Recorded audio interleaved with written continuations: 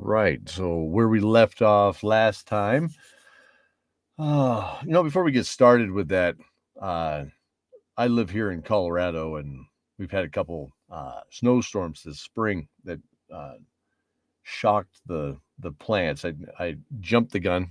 I like to garden, and I had put things in the ground earlier than I really should have, and I should have known better too.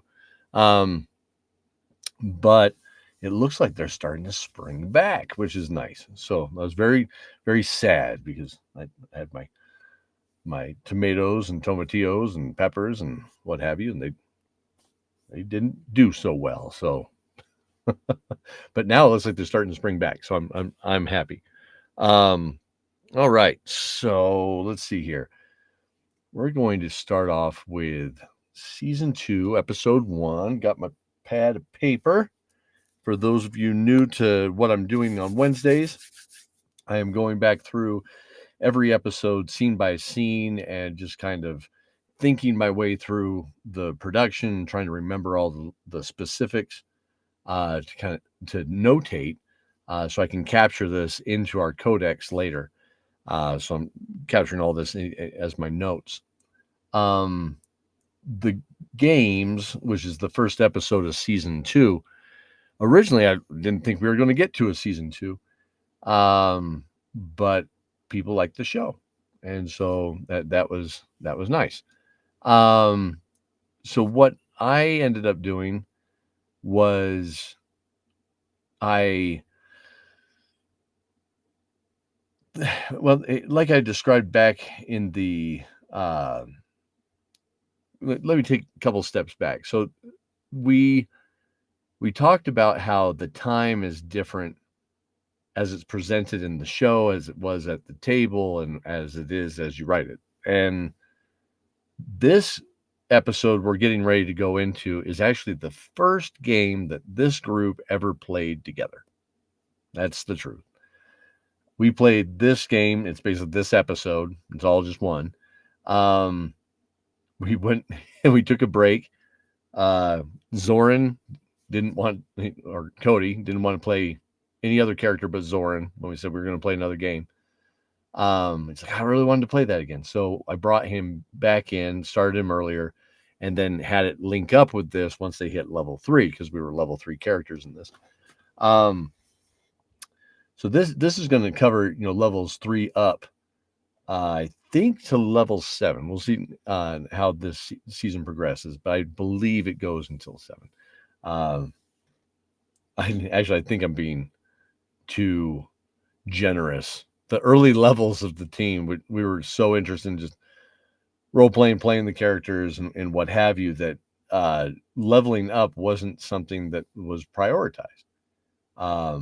Just wasn't. So, but I believe it goes from level 3 to 7, but I could just look.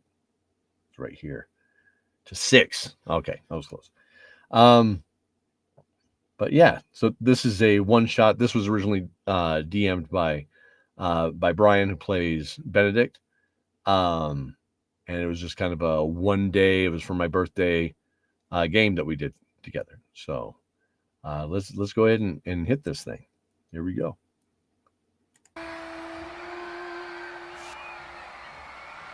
Dawn of Dragons, Season 2, Episode 1. The Games.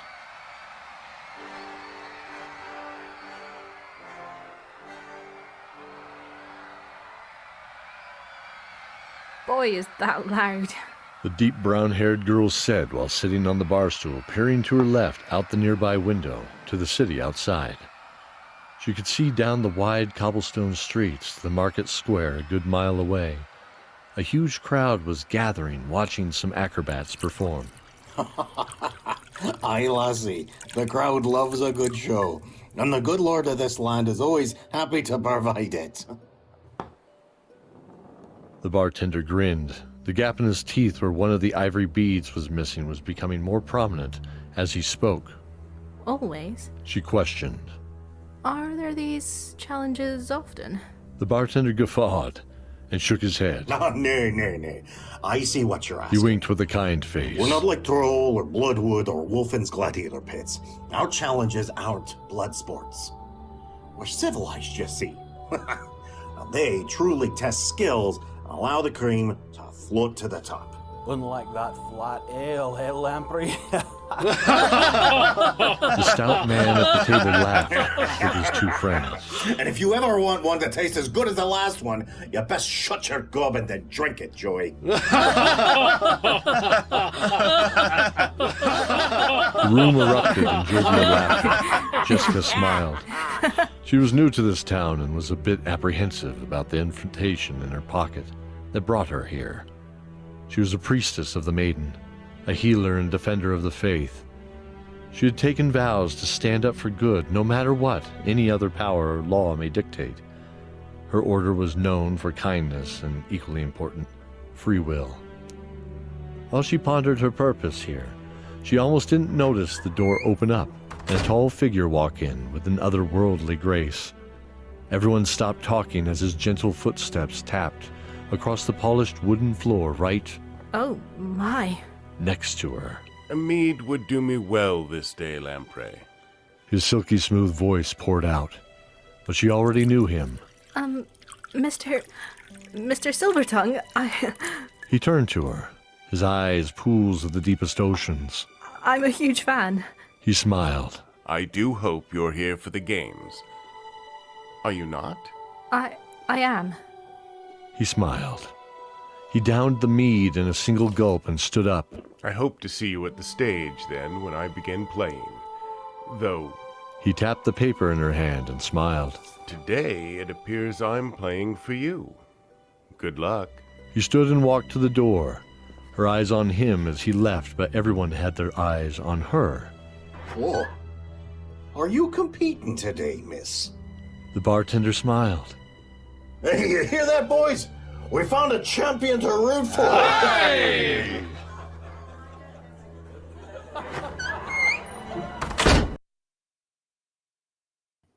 All right, so that first scene, I'm just taking a note here, 3:32. Okay. So first scene right there, it opens up the sounds of the crowd in the distance. So and living here in Denver, I got several options. We're lucky enough to have a couple of different stadiums. And that one I had captured from a field recording outside Coors Field downtown where the Rockies play. So I grabbed some of that audio, put it into the distance, just kind of dropped it back with the EQ. Just drop the EQ back so it's all the lower end, right? Give it that feel of being distant, a little bit of reverb on it. And then the horns, that was just kind of a little synth piece that I put together. I was like, I need some sort of fanfare. Well, I'll see how this works. So I've never been completely happy with the horns, but the crowd was fun. This tavern is the Toasted Frog, which I'm wearing the shirt. So Toasted Frog here is just, again, my bar names are all a joke too, right? So I got the Toasted Frog. That just sounds funny. There's actually a whole history piece that we did later on, kind of like an origin piece with our champions. So the champion tier of our patron is a game that's played, and it's actually kind of a prequel to this. So it helps people are able to explore the world as their own characters in a different area. It's actually part of Darkovnia, was the main part of the storyline, but they see how they influence different characters throughout it. And there was another tavern that was called the Gilded Frog, and it was run by Lamprey. And as part of that, one of our patrons, Corey Fausch, who's awesome. Corey's great. but he's playing a character named Osmeros, who is this. Uh, he's a wizard, or no, wait, he's a cleric of the arcane. So it's kind of interesting. And he is a sword and board fighter, as we call it, right? Where you have a sword and shield, but he's a wizard, so it's a shield and a wand. That's his whole thing. Well, they get into this fight out in the street with this like undead goat. I'm not kidding. So this undead goat crawling down the way. He sets it on fire. It runs into the building, sets the building on fire. And Lamprey says that he's going to change the name of the bar to the Toasted Frog. So that's how that all came to be. So just kind of funny. Let's see here. As far as the staff in this, so the main character Jessica is, when we played it in game, is actually, that's my wife Jessica. That was her character when we were playing for the birthday game. When I said I wanted to do this in the audio drama, at that point, it's like 5 years later, we couldn't find her character sheet. I said, "What was your character's name?" She said, "I don't know." And I said, "Well, fine. Well, the character's name is Jessica. So there's no fancy name. That's the reason why it's just it's Jessica." That was her, and that's her real name, right? So let's see. Lamprey, of course, is played by Matthew Bianchi, the man of 1,000 voices. We also have Ben Corley, who also did many voices for us throughout the first and second season. So he pops up throughout here. Now, another voice that shows up in here that is a recurring actor with us, who I'm proud to have on board, is Scott C. Brown. And Scott C. Brown, if you are into D&D culture and you like D&D movies, and there's always a joke about the new D&D movie, how it's better than the old D&D movie, but there's really only one D&D movie, and that is The Gamers, right? So The Gamers 2, Darkness Rising, and then, of course, The Hand of Fate, the third one, all by Zombie Orpheus Entertainment. So what makes it, or made this fun, was, again, I'm a big fan of that movie, and especially I love them all, but the second one was one that just always makes me laugh. And we have this character, Elias Silvertongue, that Brian had built into the story, who Jessica fell in love with in game. It's basically, it totally it was just fun at the table, right?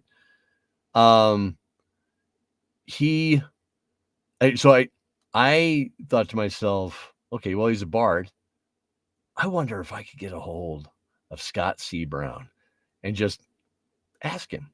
Why not, right? So I shot him a note and said, "Hey, I got this character. This is what I do. I'm a big fan of yours. And I'd love to have you be the king of bards in our show." And he's like, "Done," to waffles. So we just started laughing. Great guy to work with. Definitely a professional. He's phenomenal. So brought him on board to play that character. So that's what that was. Other pieces I'm hearing in there, again, we got Eddie's Dream. We have let's see. Yeah, all the music still mine.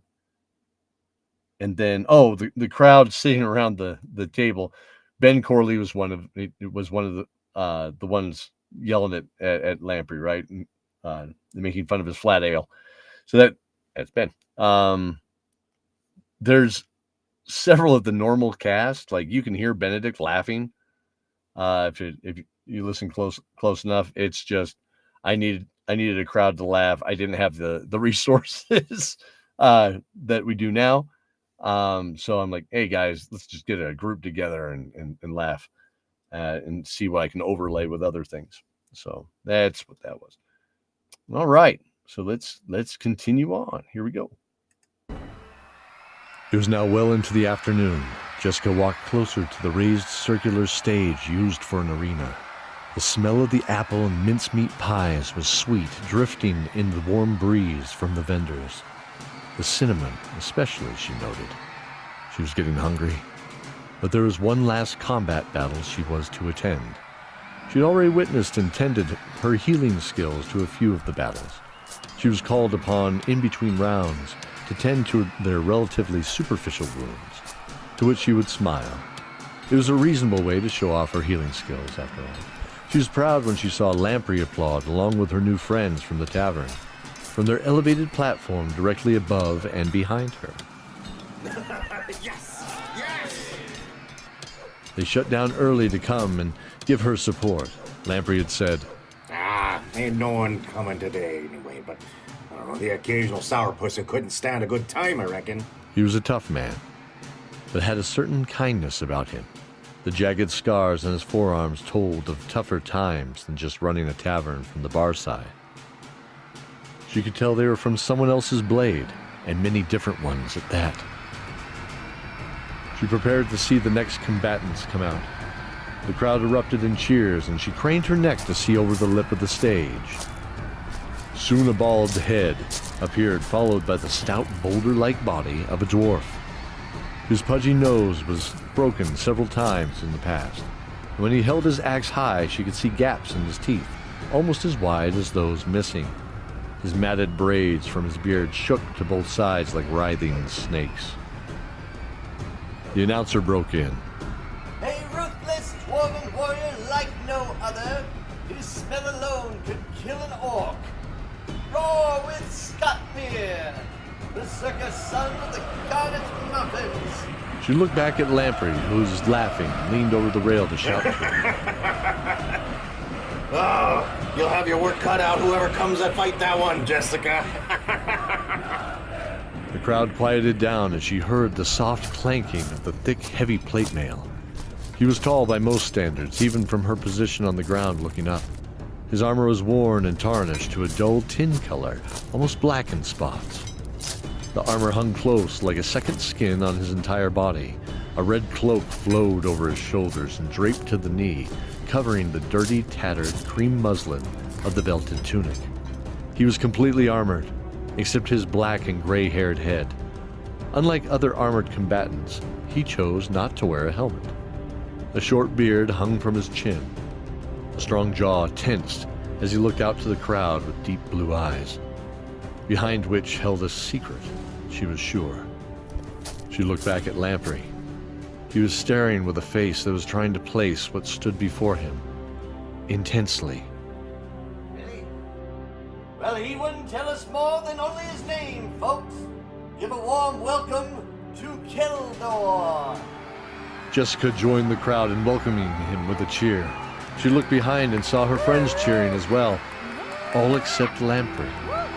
Her cheer slowly faded along with her wide smile, slowly, as his face now trembled with the smile of recognition. He was standing straight, his hand in a balled fist across his heart in a soldier's salute.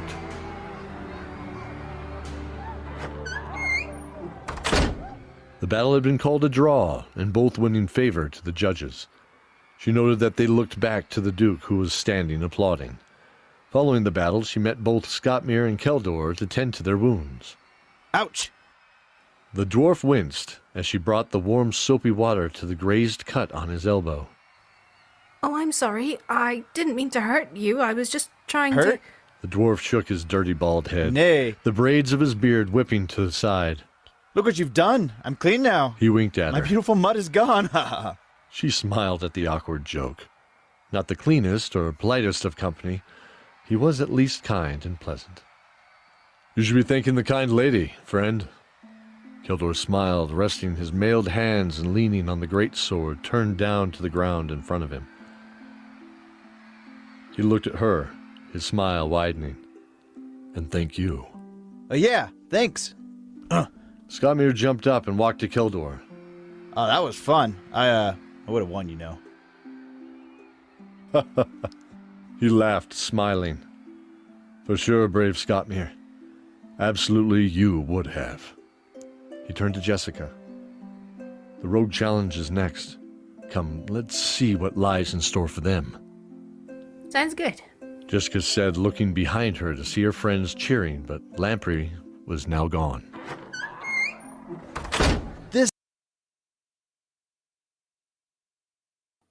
All right. So in this battle, when we played the game, Brian had fun with it. He actually sent us out letters leading up to the game, so we all had an invite from the Duke, and that actually played at the end of the last season, right? Zoran gets his letter. When we showed up, he did a very classic, I'm going to have you guys show up to the games and we're going to see what happens. And we all had our own thing. and it wasn't, when you position as a dungeon master, right?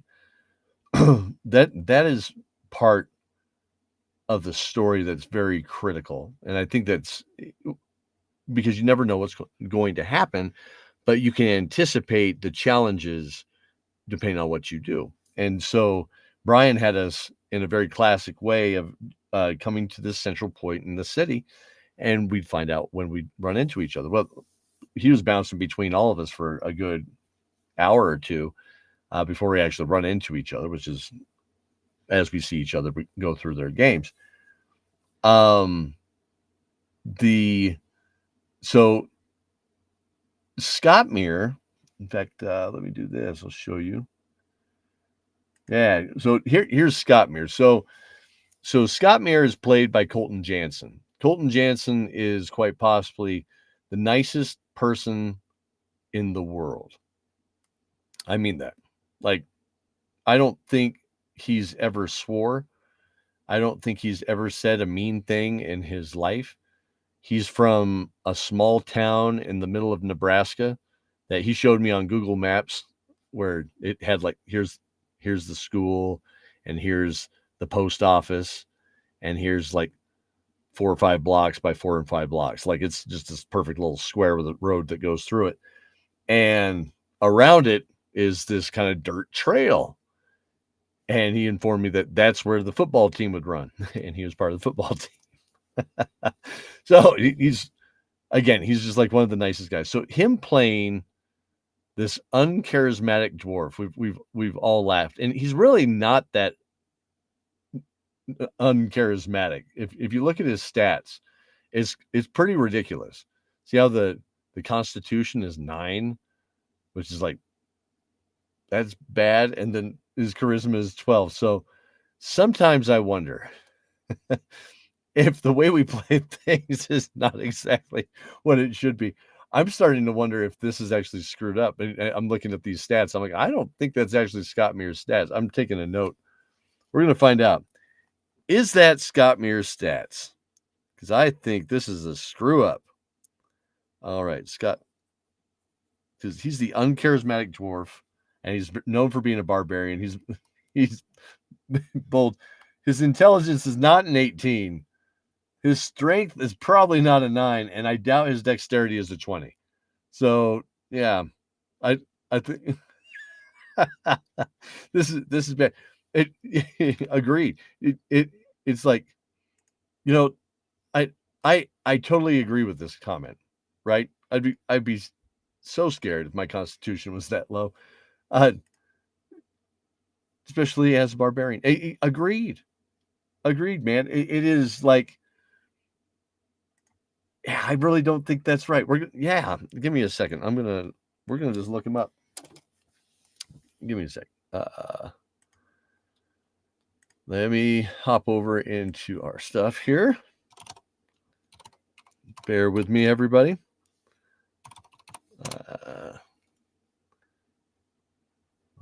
Thank you all for joining me as I work through my mistakes.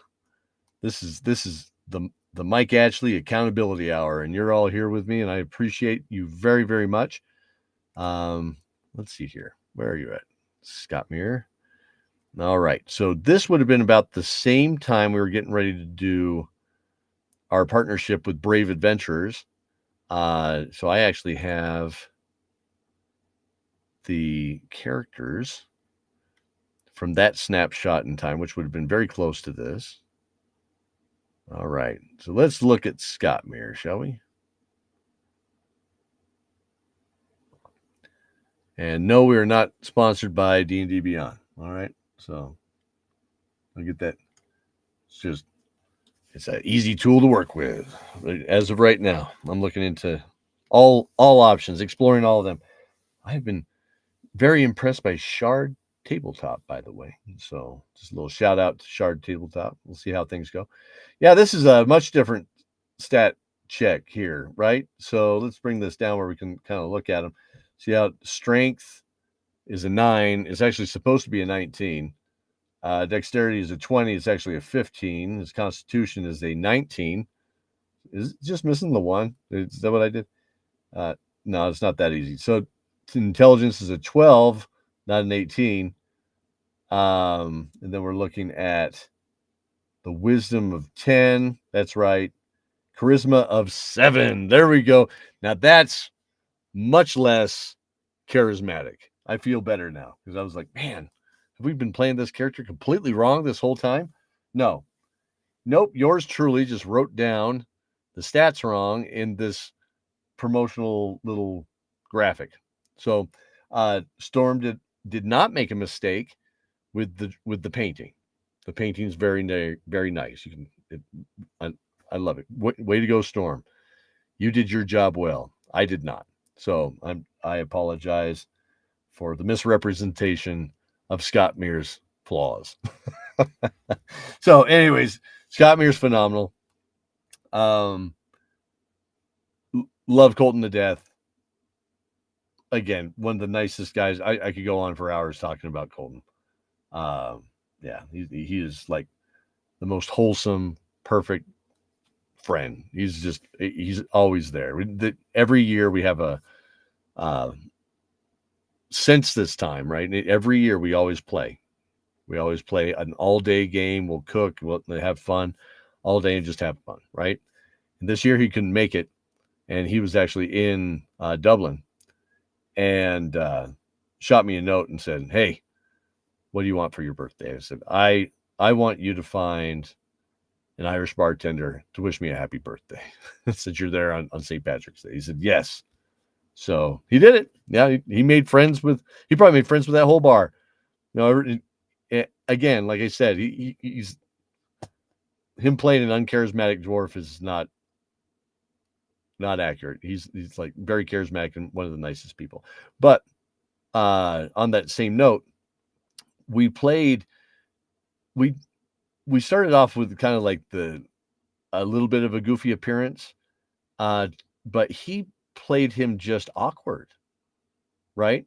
Just and I like that. I like it. It's not the classic, pigeonholed. You have a low charisma, that means you're ugly. This isn't Palladium where you have physical beauty as a stat, right? You have PB. It's charisma. That's a partial leadership skill. It's the ability to lead, right? And what have you. He's awkward. So kind of fun. All right. And then let's see. There's Keldor, which is played by me. That was my character at the time. As we find out more about his story, we find out why he was quiet and what have you. I had him. He had like he was a paladin that was kind of a Ronin kind of character. Was my original idea with him. And we come to find out throughout this story, and as of right now, I mean, the light bulbs turn on, and it's not that big of a spoiler. It's not like, and it was me. That's not the way it is.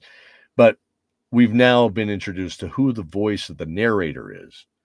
That Keldor is actually the one that's telling this tale. So, and when we get to the end of the story and he wraps it all up, it'll probably be the close of the book, and that kind of feeling, right?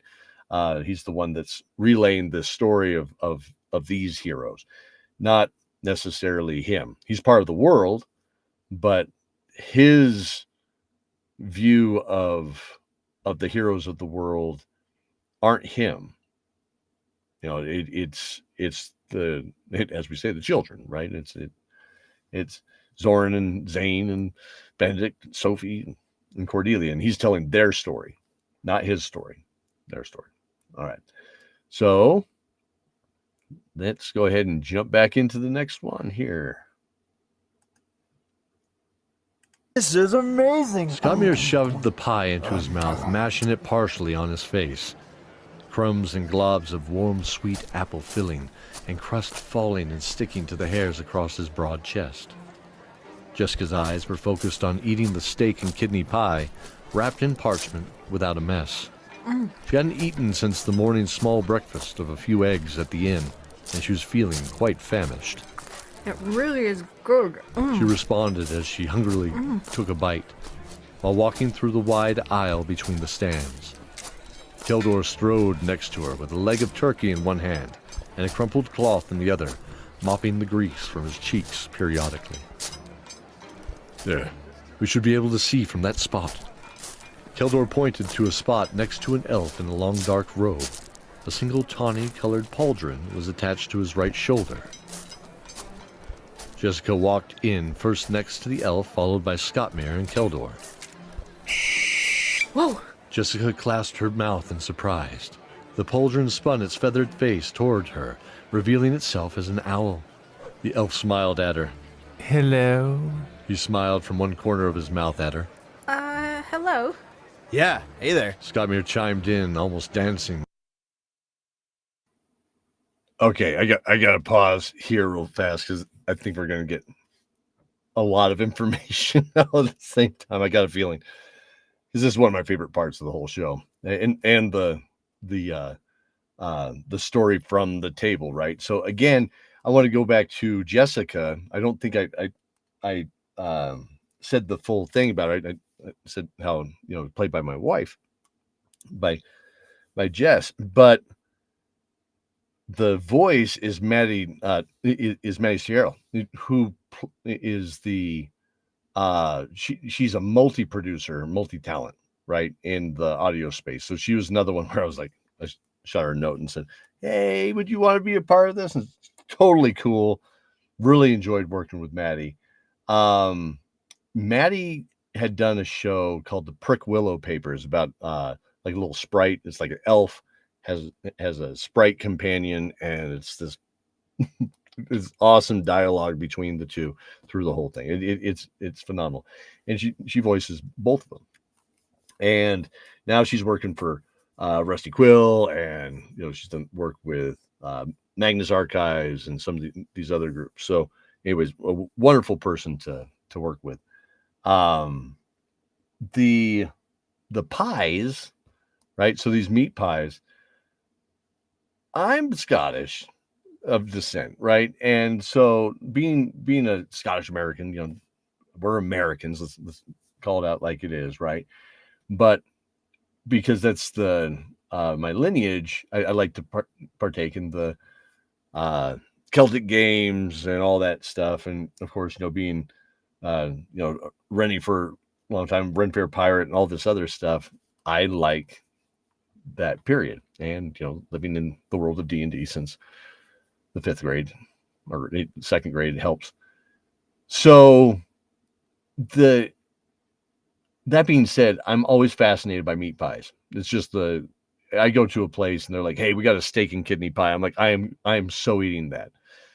Now, there's been times I've grossed myself out with some of the things that I've eaten. It's just the way it is. But you know, I love food. So I love checking out all kinds of different food and cuisine. And anytime we travel, that's what I want to look for. I love watching, you know, the Anthony Bourdains and the you know, Andrew Zimmern and all that stuff, right? I love travel through food and experiencing food in different cultures. So I wanted to put some food in here. So I put these meat pies in there, right?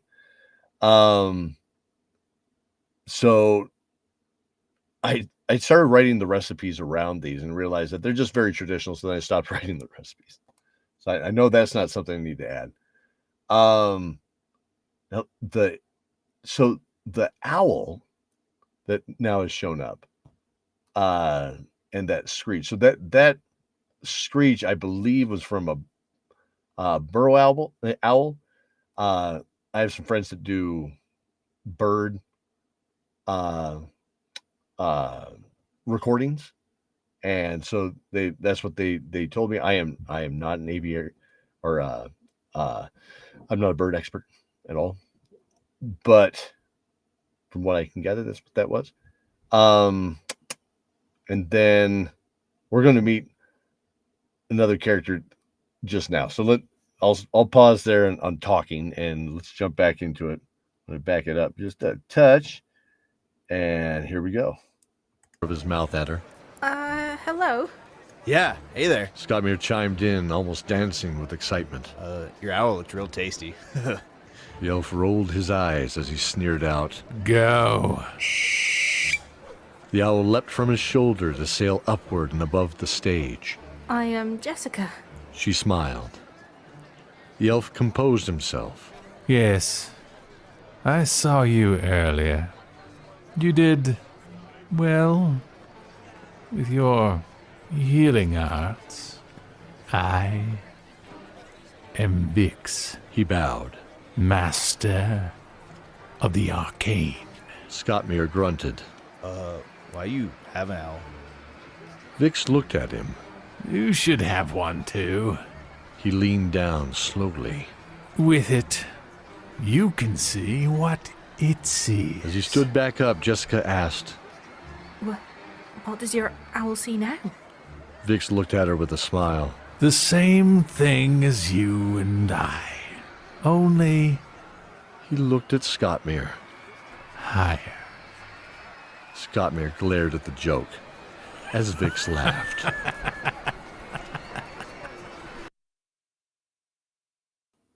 Okay, so I need to explain this part because it's definitely an in joke with those of us that played that day. So Vix is played by voiced by Daniel Nichols.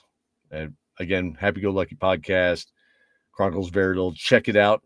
Again, Chronicles of Veridil. It's another good ham production. It's wonderful. The first part with Charlie Saves Christmas, and then you also have the second part, which is running right now with casting the Spectral Shade. Okay, so not to be missed. If you want to get the full story of our world, you have to pay attention to those as well, and it'll become more and more clear how they blend. But so the original player behind Vix is my buddy Phil Brown. And so Phil Brown and I have been friends for, 25 years. And he is a classic D&D player. Like, I'm talking old school. He is a classic player versus the DM. It's the kind of game he's looking for, right? It is a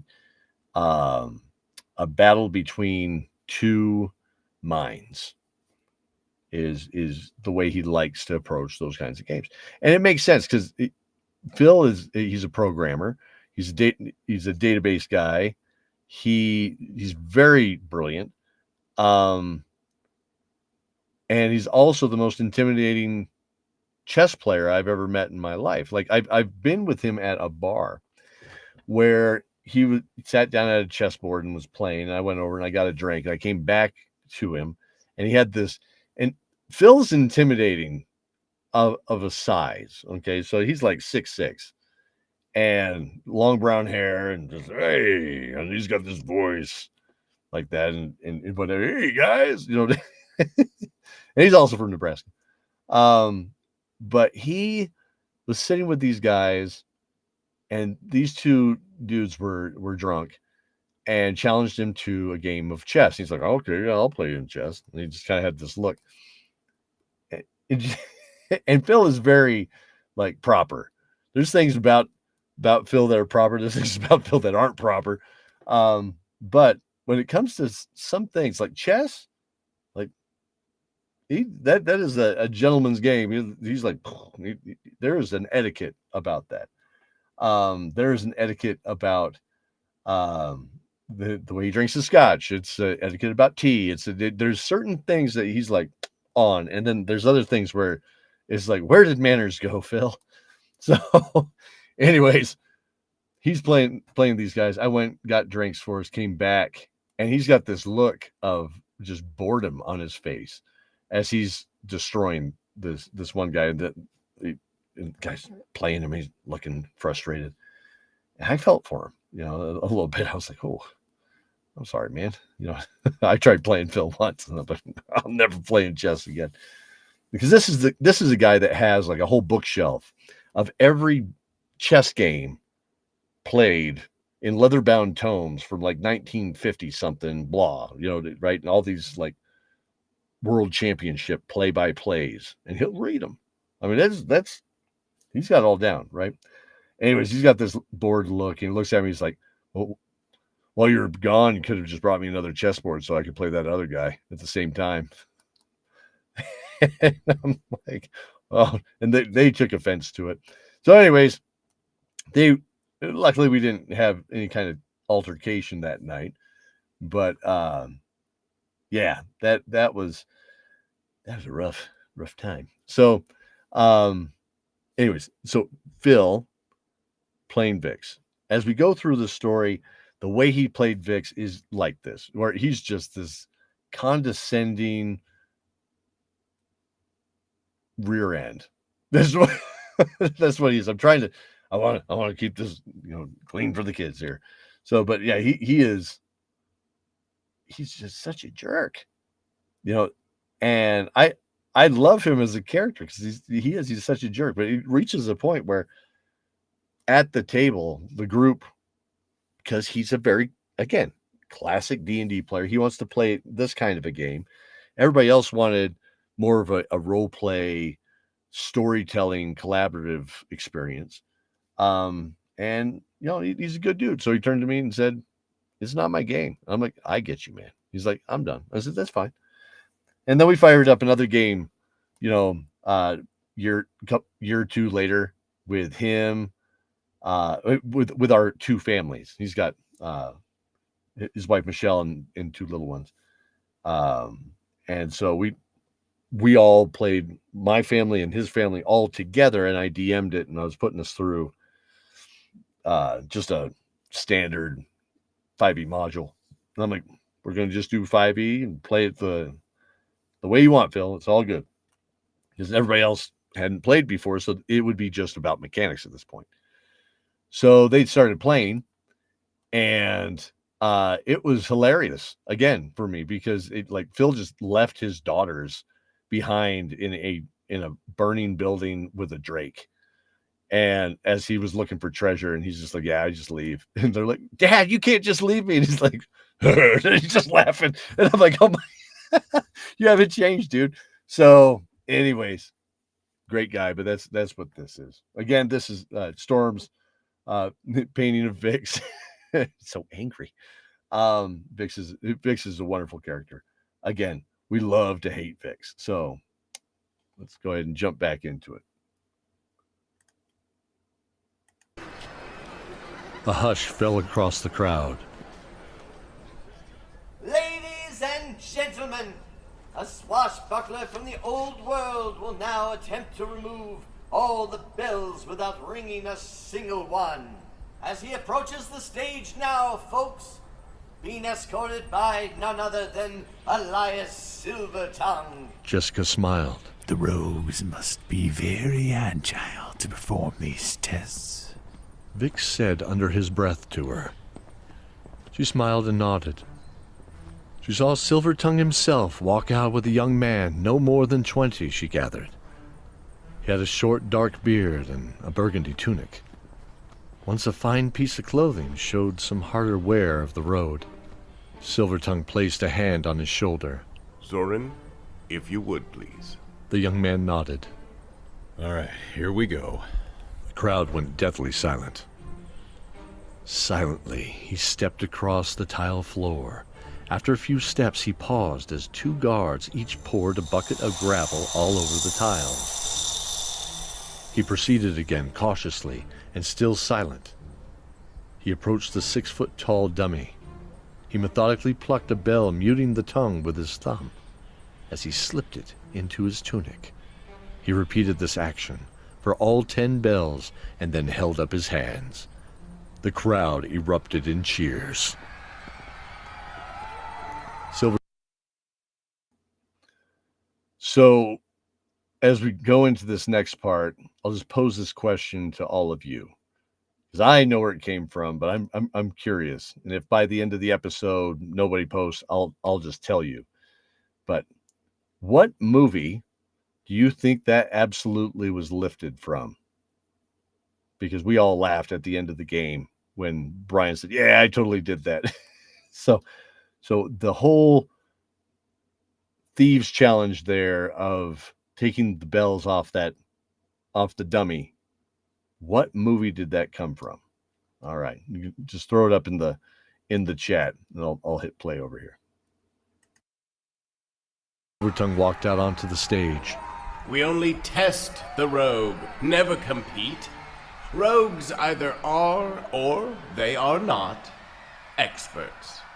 Though, if you ask one, they would all claim to be experts, provided you didn't wear a badge.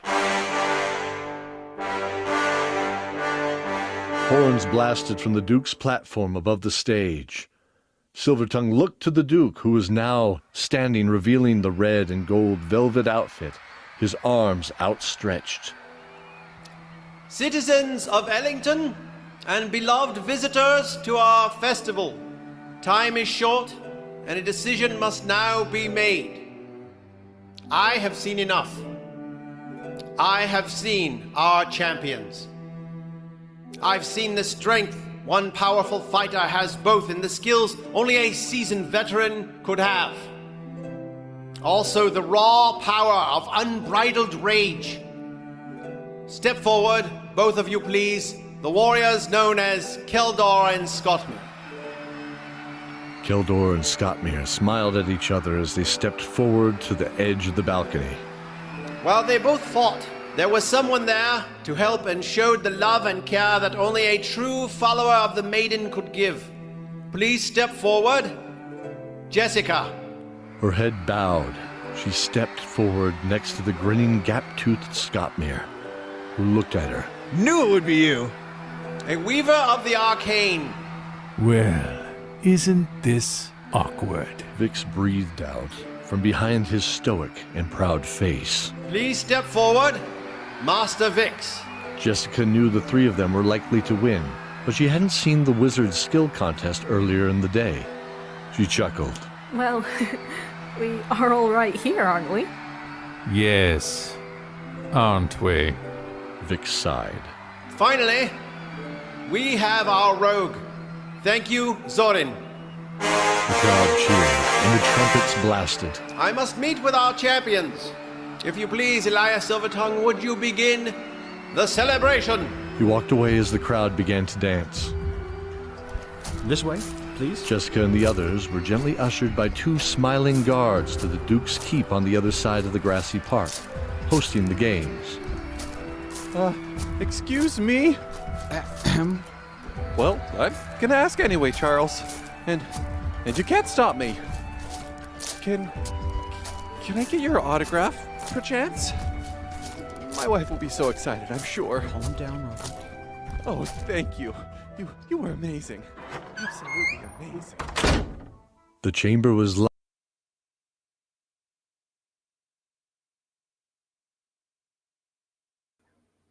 Very good. So that's absolutely accurate. Yeah, Brian lifted that from Teenage Mutant Ninja Turtles. We're nerds. What do you want? Okay, so anyways, yes, that's absolutely right. Yeah, kid that tries to infiltrate Master Shredder's gang, all that stuff. Yes, that's exactly what took place. He was the pizza delivery boy, wasn't he? If I remember right, I can't remember. It's been a while since I've watched it, but yes, we are nerds.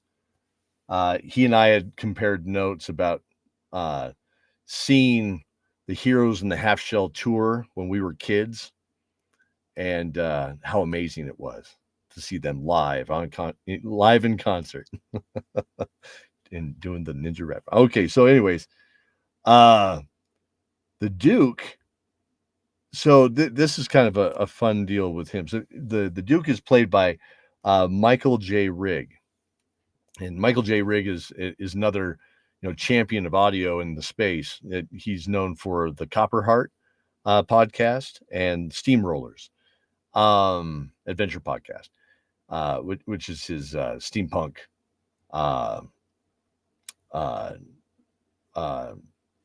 actual play. So, but Copperheart's a full-on audio drama, and it's great. So Michael's phenomenal, and his work is. So he loaned his voice to me for this, which was awesome. To give him a little homage to it, that's why I said the Duke was dressed in red and gold, because I paint a lot of minis, and if you take red and tint gold, well, you have a pretty nice copper, right? So Copperheart, there you go. And then Corbin Miller, who's from the Podville comedy podcast that he and his partner ran. Phenomenal. So he is he's the guard that's all wanting an autograph from all of us that won the games, because we're like heroes, right? So pretty fun with that. So all right, so let's go ahead and finish this guy off in this next scene. I think I'll back it up just a touch. Excited, I'm sure. Calm down, Robert. Oh, thank you. You were amazing. Absolutely amazing. The chamber was lined with dark, musky smelling wood, the traces of a sweet pipe smoke still lingering on the walls. A small fire was in the stone hearth, surrounded by a sculpture depicting a knight bowing to a maiden on one side, and a similar maiden handing a rose a similar knight on the other side. Jessica smiled. The depiction of her faith was favorable. The followers of the knight were known to be locked in the good and just law, where her beloved maiden bowed to no one. Only powers of the good and righteous. Thank you for joining me. You are all strangers to each other here, but not to me. He smiled, cupping his hands gently around the goblet he cradled as he walked to the window. The light cascaded across his gentle face. A close-cut beard of dark black hung to his cheeks, framing the strong jaw and its dark, kind eyes. This world is in peril. A dark force has risen under one known as Lord Pallas. Jessica noticed Zoran look downward, almost guilty. The Duke continued. In the nearby nation of Darkovnia, one of the many barons is guarding a treasure of great power somewhere beneath his mansion. One that could give us the edge we need to defend Bells against the dark rising force. Seeking this lost treasure, we need you brave four to go. They all nodded but Jessica. She looked puzzled. Excuse me, Your Grace. There are 5 of us here before you. He smiled and nodded. He gracefully walked to her, placing a gentle hand. The glint of rubies danced across his knuckles and the beams of the dying sun from outside. We are aware. A familiar resonance rang out from beyond the open oak door. In walked Elias Silvertongue. Jessica, we wish to offer you a place here, aiding this city and its people by teaching them in the ways of the maiden. She was shocked. I'm honored. But the existing temple, what about those who... Our temple honoring the gods has lain dormant since our civil war 50 years ago. It is time to bring the people their faith back. Would you walk this path with me?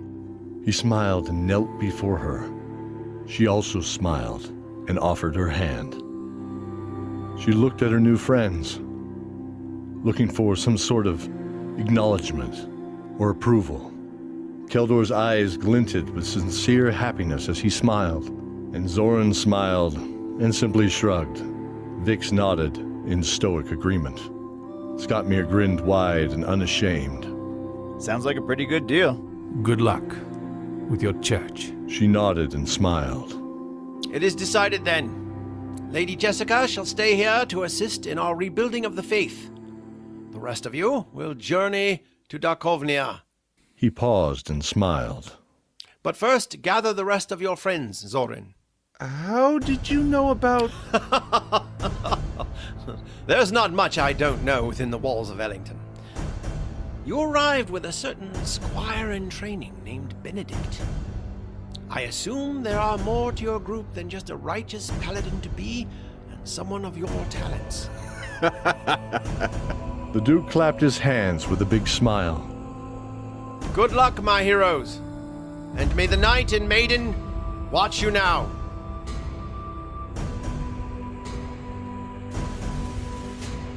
The Duke of Ellington is played by Michael J. Rigg of RiggStories.com. Jessica is played by Maddie Searle from the Prickwillow Papers. Elias Silvertongue is played by Scott C. Brown of the Two Bards, One Mic podcast. The second guard is played by Corbin Miller from the Podville podcast. This is Vix, the chaotic few, sniveling fools. Voiced by Daniel Nichols of the Happy Go Lucky podcast.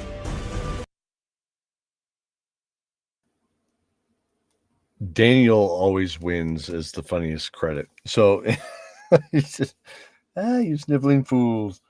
All right. So in that last part, what we got here? I got the imagery of the knight bowing to the maiden, and then the maiden handing a rose to the knight. Let's see here. We got that. Yes, a star-studded cast. Absolutely. Yeah, this episode was a lot of fun. So I was like, hey, I got to bring this back. I'm going to see if I can bring really cool people in here. Hopefully. And yeah, everybody was great.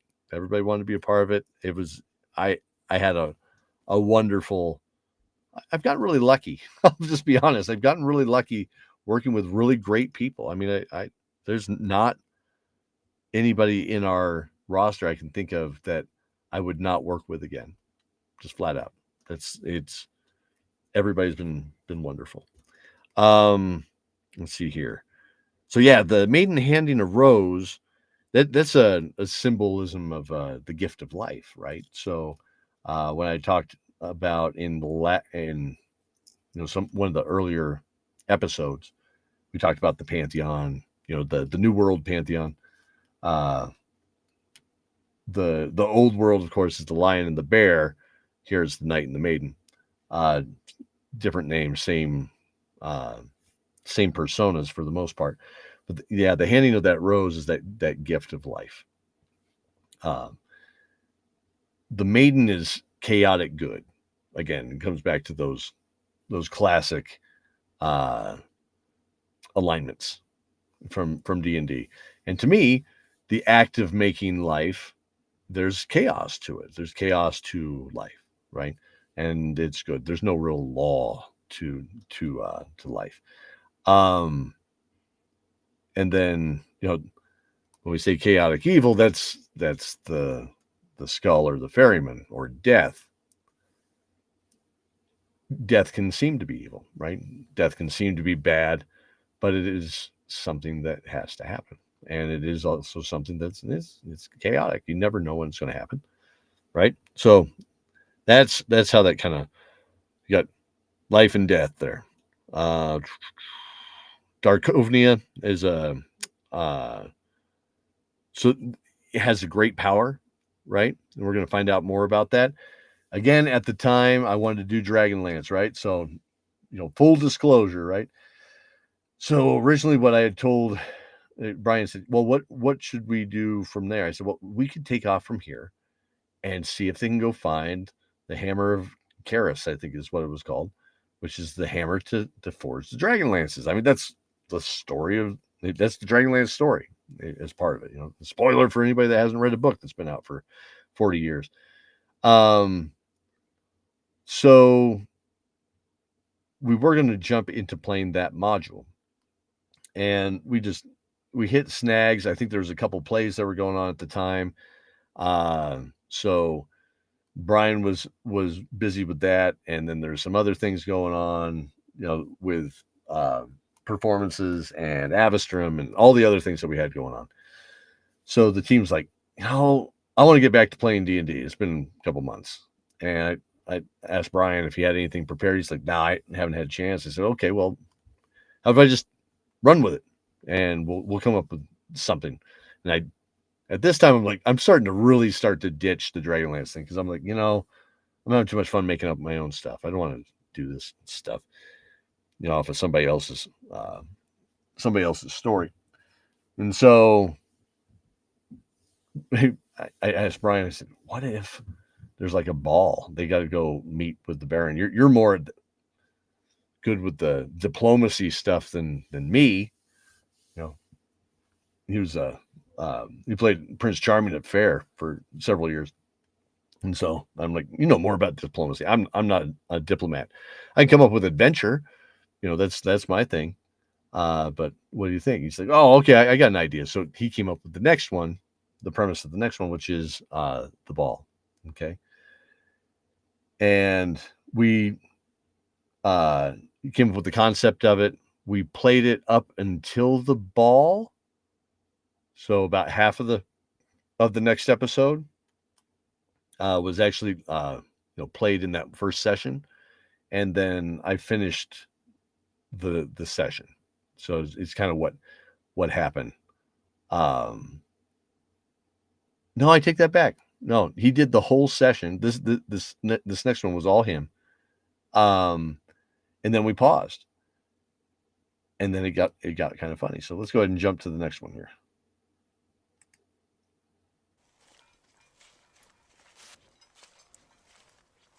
Dawn of Dragons, Season 2, Episode 2, The Baron. The road before them was well-traveled and the stones worn smooth. The many rains spread the tan and red soil fit between the stones, allowing the sun to bake it into a clay. The trees and grasses on the sides of the road allowed some shade from the late summer sun. Cordelia shook her head, looking into the trees as the light bounced from the leaves. It had been several days since Zoran and these newest members of the party joined the rest of them. Given the urgency of the mission, she was thankful there were more people there to assist in their cause. Hey Cordelia, what are you thinking about? Just thinking about something I read at the library. This wasn't entirely untrue. She had a copy of the book with her she had been reading. The one-eyed librarian had handed it to her to read when she had left, claiming it reflected her theory of what the great treasure could be. That night they set up camp in a small clearing in the trees away from the road by 50 yards. Keldor and Cordelia cooked together some venison and potatoes for everyone while they all shared stories with smiles on their faces. The savory smell of the potatoes and lightly spiced meat on the fire mixed with the smoke, making them all smile in anticipation. After the dinner they set up watches for the evening. Cordelia opted to take last watch, giving her time to review the book more thoroughly. Illuminated in the campfire light, the leather tome creaked as it opened to her anxious hands, the arcane transcription springing to life. The War of Champions, as told by Vindalus the Golden, commander of the Viridian Dragoons, and recorded by his squire, Pholus Bellum. The following is his bedside testimony during the first moon in spring of the year 937. There are days that only we elves can remember, days that we are loath to speak of, days of great despair and death. Many lives of men have passed since the conflict between the great powers of this land. Dragons, giants, dwarves, elves, and men were engaged in such battle as the world had never seen. Countless were slaughtered, good and evil alike, and the western continent became a focal point for this war, and especially the ancient mesa, known by my people as the First Stone. Standing hundreds of feet high with a perfectly flat top and a large smooth horn jutting from one side, pointing to the east, it was a sight to see. It stood in the middle of the continent upon one of the many hills of the great central forest. A forest, I am sad to say, met its end during this time. But I get ahead of myself. This first stone was black like the night itself, but flaked with the most vibrant of hues. It shimmered with a brilliant light of some mystical provenance. It was impossible to break, and a peculiar power could be felt, even by those with little magical affinity. It was an ancient and untamed power. Even the most stoic among us were transfixed by its beauty. There was something both great and terrible in this monolith, and we were not the only ones who saw it. There were many who wished to use its power for one end or the next, claiming it was the vessel of some greater potential. And yet there were others who vowed to prevent any from taking control of it, for fear of the terrible power it housed. It became known as the God's Forge by many, as there were whispers that through some forgotten ritual, a mere mortal could use it to ascend into godhood. Regardless of the true power contained in this stone, a brutal war would be waged to determine its final end. An end it did. No one knows what exactly transpired, yet there are rumors. It is said that there was a great flash from the heavens as the smoking, flaming fist of the gods struck the ground. Others claim it wasn't a fist, but the greatest of giants' hammers. And yet there are others still who say it was destroyed through some contrivance of man, by a weapon known only as the Destroyer of Worlds. Though the wisest among us believe some fool attempted to ascend and lost their challenge to the gods themselves. No matter the cause, the result was the same. In that flash, the first stone was shattered, and a great force erupted from the site, pushing man, giant, elf, and dwarf along with rivers and mountains outward, along with those beautiful trees. This force was so great that it tore the ground from under our feet, forming the Great Glen Valley as we know it today. The remains of the first stone were scattered in 5 places. We made a truce then with man, and a promise that none could ever be trusted to gain control of this first stone again. The vibrant shards would be guarded forevermore, with 5 massive citadels erected upon their remains, each named for the color of the stone they protected. The Celestine Tower was constructed in the center, the tallest of these citadels, able to oversee the whole of the glen at once. It towered thousands of feet above the ground, standing in rivalry to the ancient giants themselves. The Ivory Tower was next, where all the world's knowledge of science and history is collected and stored. Then there's the Jade Temple, which many see as the epicenter of spirituality. The temple also acts as a gateway to and from the now shattered lands to the north. There's Garnet Keep, which guards the bloody lands to the south. And last, the Obsidian Fortress, which stands on the edge of the wild and the unknown northwest. Thus came the end of the war, and the beginning of the calendar we know today. Soon following this event, the countries of the West began forming outside the Glen. The rich aristocracy of Darkovnia formed from many small, disparate baronies, and became the primary trade route linking the east and west of the port cities of Bells and Ellington, respectively. The trolls, orcs, and bandits gathered together, populating the south and Trull. And the reserved and stoic martial artists sought peace and journeyed further into the west than any before them. One of the lost northern peoples, only known as Wolflings, settled outside the gates of the Obsidian Tower, giving their own names to that land, and remaining reclusive beyond that great, dark bastion. Closing the book, she still felt lost. It does explain Bells and Ellington once were part of Darkovnia, but is it the giant stone she should be thinking of finding? Should they be looking at the 5 sacred towers? God, this is so frustrating! She exclaimed as she got up to take a quick pace around the campfire while her friends were fast asleep. All but one. Vix heard her words behind his silent and closed eyes, and something inside him burned like the long-lost dead coals of a forgotten flame.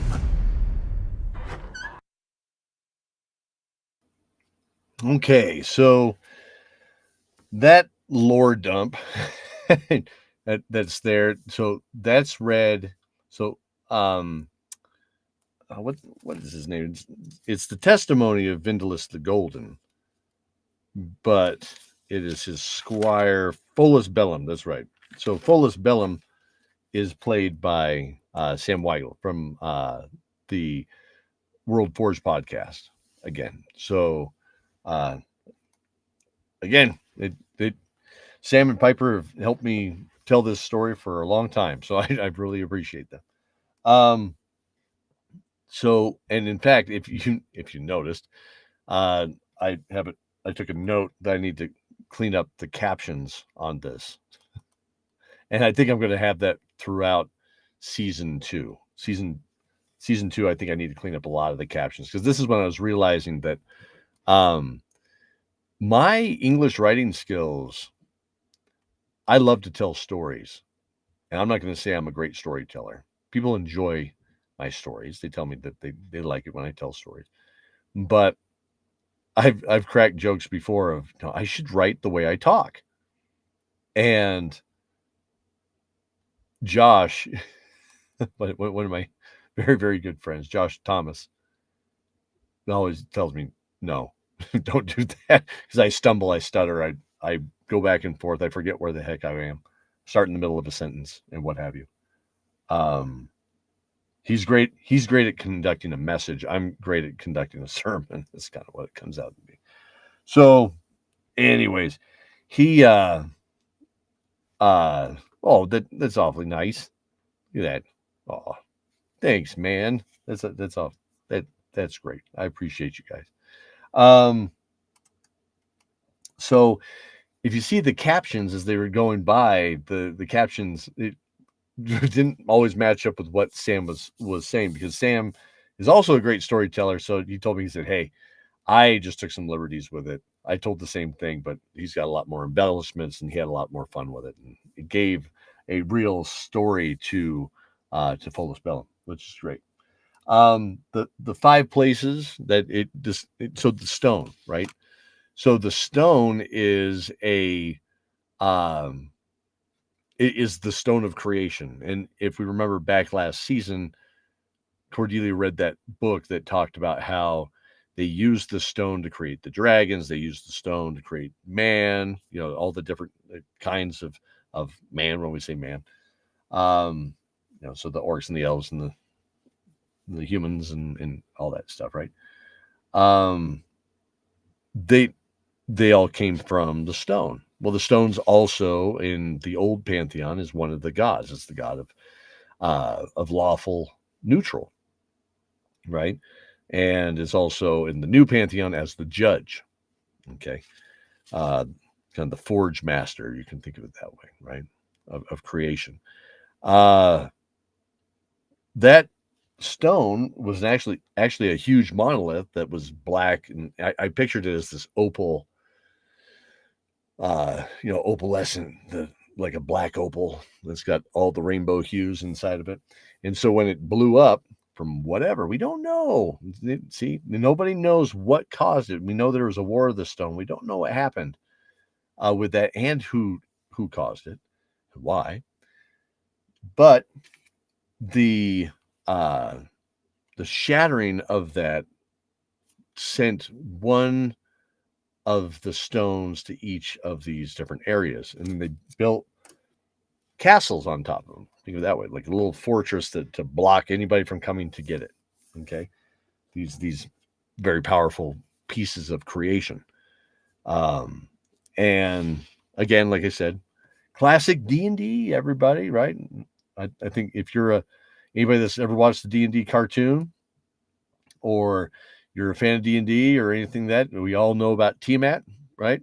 And for those that don't, Tiamat is the queen of the chromatic dragons. She is like evil. Yep. And like she lives in Avarice, which is the one of the circles of hell, of the 9 hells, right? That's where Tiamat comes from in D&D lore. In Dragonlance, it's much the same, but known as Takesis. And in the D&D cartoon, because I always joke about the D&D cartoon being like that little bald dungeon master is the meanest dungeon master in the world, because kids show up, it's adventure number 1, and he just drops you right into an encounter with Tiamat, right? It's like that's a bad, Bill would have loved that game. Bill would have absolutely adored that game. He'd been like, yeah, bring on Tiamat. And he'd come up with some reason to get out of it. So that is his jam. But yeah, so that's what we have there. So again, reason why I bring that up is Tiamat has the 5 chromatic dragons, that is each one of her heads, right?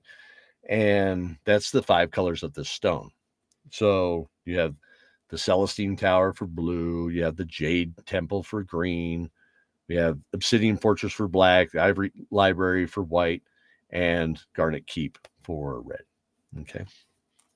So that's to symbolize Tiamat. So, and hey, I love Tiamat. I think Tiamat's awesome. So, but all right, let's go ahead and here we go. They had traveled into the early afternoon despite an attempted raid by a small party of bandits was relatively uneventful. They had paused to make preparations to complete the last 3 miles, posing as nobles, to enter the Baron's dinner party this evening. Benedict had remarked following the battle, "You truly are a master of the great sword, Keldor. I hope to learn much from you." Keldor smiled briefly, rebuckling a loose line for the vambraces on his left wrist. "There's not much more to learn from what I saw.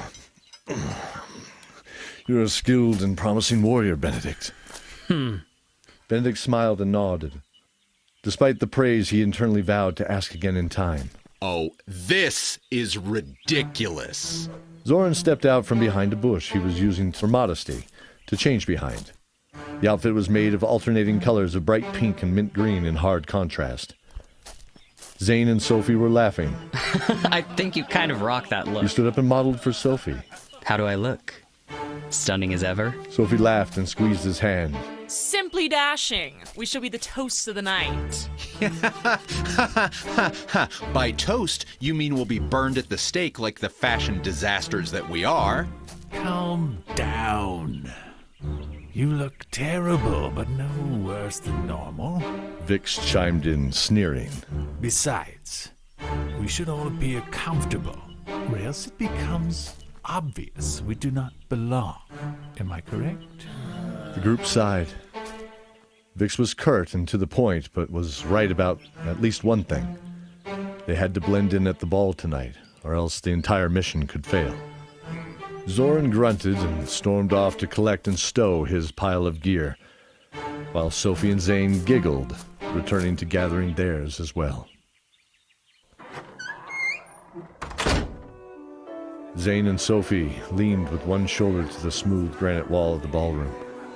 From here they could see their friends and watch safely away from the crowd to not draw too much attention to their spying. They spoke to each other softly over each other's shoulders. Seems Benedict can't loosen up wherever he goes. He's at my 10 o'clock standing like a statue at the edge of the dance floor. If he denies the cocktail waitress one more time, they may ask him to leave on general principle. Well, we chose the wrong time to visit Darkovnia. No one serves milk, apparently. Poor guy. Her gaze scanned to the right gently. Keldor seems to have made a friend. She smiled as Keldor was speaking to a woman with silver streaking cutting through her jet-black hair at the temples. She wore the curly trusses pulled back under a hood of a blue and black outfit. Her face was a deep, rich umber with clear matching eyes that smiled warmly as she spoke to the powerful and wise old warrior. He smiled and bowed, taking her hand. He led them out to the dance floor where they could begin a slow and gentle cadence. Keldor's quite the gentleman. I wonder where he learned to dance like that. Like how? She studied their movements. They stood side by side but facing opposite directions. Their hands were the only thing that touched, gently, back to back with the palms facing back towards themselves. The fingers gently arched and curled back towards their faces. Keldor's other hand was behind his back as he smiled over his right shoulder to his partner. She smiled back as they stepped forward and backward, swaying together like a child's swing in the wind. Sophie knew this dance to be one that only those of noble birth practiced. They are performing a dance of the Glen. The Glen? Zane paused. I guess there's more to Benedict Sr. than meets the eye. Sophie chuckled while Zane smiled, proud of his joke. He took a sip from the tart and sour wine in his pewter cup. Well, at least Scottmere did the smart thing and not dance. They passed Scottmere off as one of their servants, at his request. He was back at the guest room, sleeping soundly after the great feast they partook in. The taste of the turkey and pies probably still lingering in his dreams like the drool from his wide mouth. Sophie's hand went to rest on his shoulder, snapping him back to the task at hand. Cordelia is enjoying herself.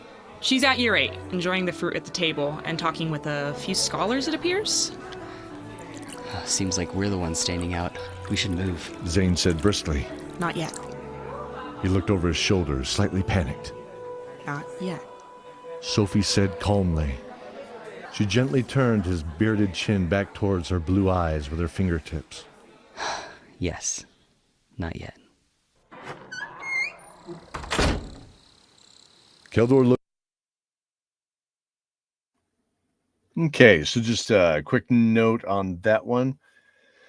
So the ball has all these different barons, or those that represent the different houses of the baronies.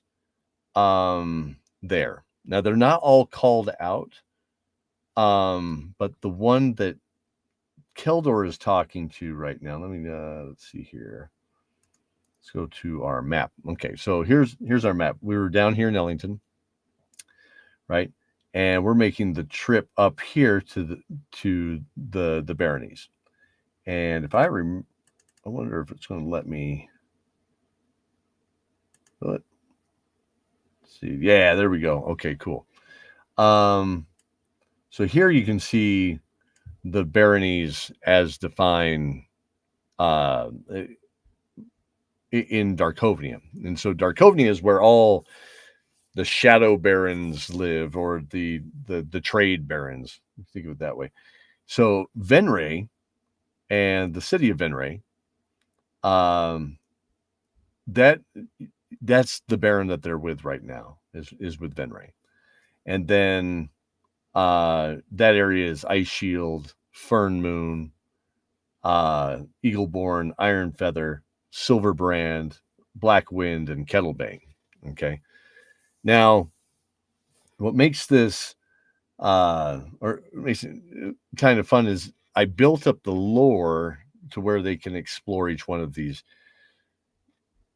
baronies throughout the game, depending on what game they're playing and all that, right? The Silverbrand is who, so Shay Silverbrand is who they are talking to right now. And so let's see here. That is, let me bring this over here. So that's the Silverbrand coat of arms right there. So they're known for being whalers. That's why they have the giant octopus or kraken, there on the shield. She's wearing the colors of her house, wearing that blue and the dark browns. Later on in the story, we do find another member of the Silverbrand, right? So who's a smuggler? Ooh, and a friend of Zoran's. That's right. So with Vash Silverbrand, this is Keldor is hanging out with his mom right now, being friends. So let's see here. Let's go ahead and hop back to it. We'll take a trip through the garden. Looked down and saw their feet on the moonlit path of the garden. The crickets gently chirped. And though the dance was over, people were still up talking and drinking into the night. It was nice to talk to someone like Shay. Tell me, Keldor, she said. Tell me of your story. I feel I do not know you as well as you know me tonight. He stopped and looked into her dark eyes. They reflected and amplified the dim lights of the night. She had told him she was a baroness and a widow, 3 children, the eldest being a colonel in the local guard and the youngest a priest. Her lands lie to the east, and she had come here to maintain the uneasy truce of herself and the others. Can you hear them? Sophie whispered to Zane as they perched in the darkness from a nearby rooftop. Yeah, you? He put his arm around her. She smiled and leaned into his soft embrace. Yeah. Kildor sighed and smiled. Dear Shay, thank you for this evening. It's been wonderful, truly, he sighed. Why did he feel so disarmed with her? He felt so calm, so at peace. He smiled and began their walk again, she taking his elbow and smiling. I was once pledged to a great lord, many miles away. I served him and 4 others, pledging my life to them, their lands and my faith. I cared deeply for them all. They were everything, especially one. He grew serious. I hope at our age you did not take me to lead you on in a romantic fashion. She chuckled with an honest smile. Nay, Keldor. What I gained this night was a friend. That means so much more to me than just another gentleman. She squeezed his muscular arm gently. Besides, it sounds like we both have our hearts pledged to another, regardless of what's considered polite or not. They chuckled. Tell me, what was she like? He smiled and patted her arm gently before continuing. She was the gentlest of breezes, yet the strongest heart I ever met.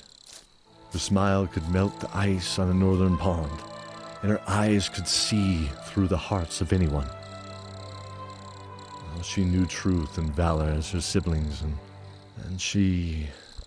He stopped, thinking. She believed in me. He smiled. She smiled back at him. So, tell me, should I call you Sir Keldor? She could feel a slight tremble in his arm at the mention. What makes you think... Oh, you can't fool this old woman. You are a Knight of the Glen, and a handsome one at that. She stopped and looked into his eyes. Your secret is safe with me, brave Sir Knight. He blushed and looked away, embarrassed from the crumbling facade. She straightened up. Well, may I trouble you to walk me back to the gallery? I suppose I should say hello to the old crooked nose himself. They chuckled together. Yes, of course, my lady. Walking mostly in silence back, passing by the smaller braziers and torches lining the garden path. The crickets continued to chirp. And as they approached the door, they smelled the sweet elderflowers at the doorway. And he smiled in memory before walking inside. And they failed to notice the 2 spectators above them on the roof as they passed by, silent now, sharing a soft kiss under that same moon.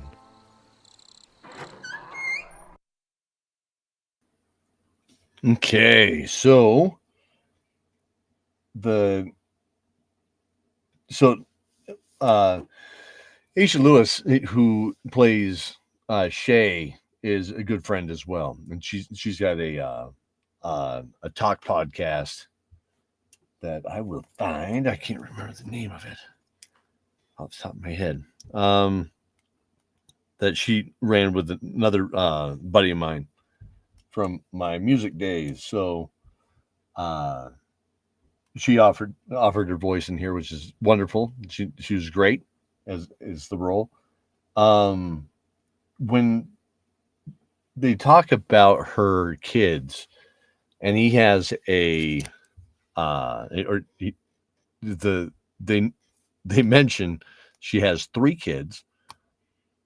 The eldest is a warrior, and the youngest is a priest. And they don't say anything about the middle kid. Well, the middle kid's Vash, right? So there you go.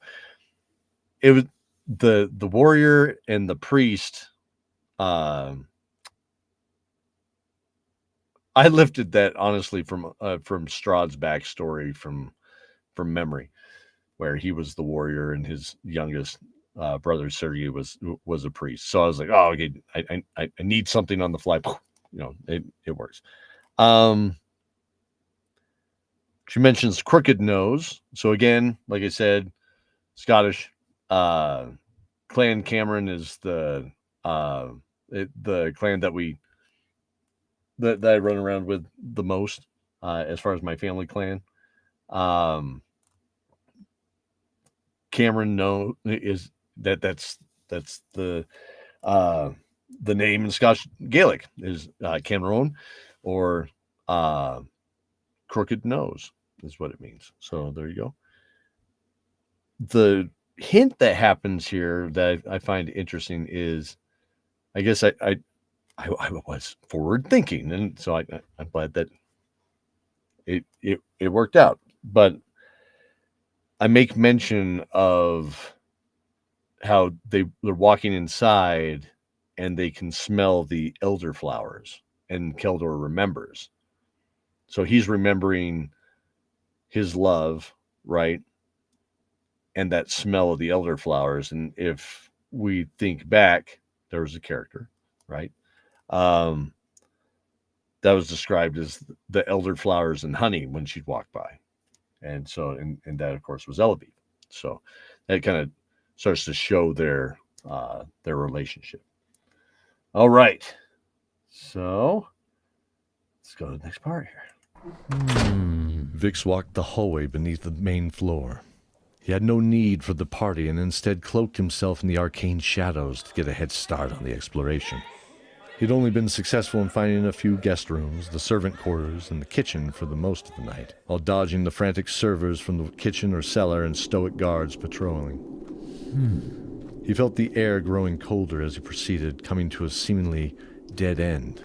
No moss or cobwebs. He remarked it was ancient and completely barren.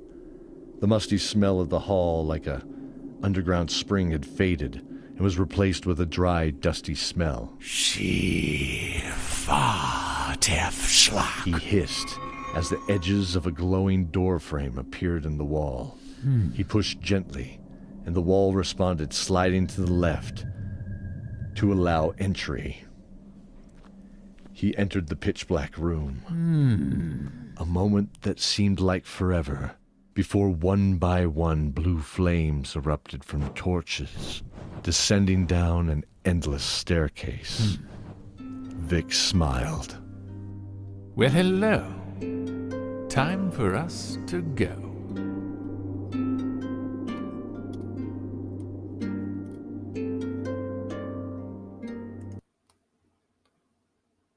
Okay.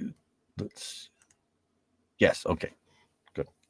All right. So in that part, the biggest hint is the music. So that song was at the beginning of this episode, and it was also at the end of the episode. And you might remember me talk about it in prior episodes, that when something's about to change, it's kind of like it's the harbinger, right? Is the windmill. Okay. So that's totally intentional. There you go. So and we'll find that throughout this part of the story. Season 2 is kind of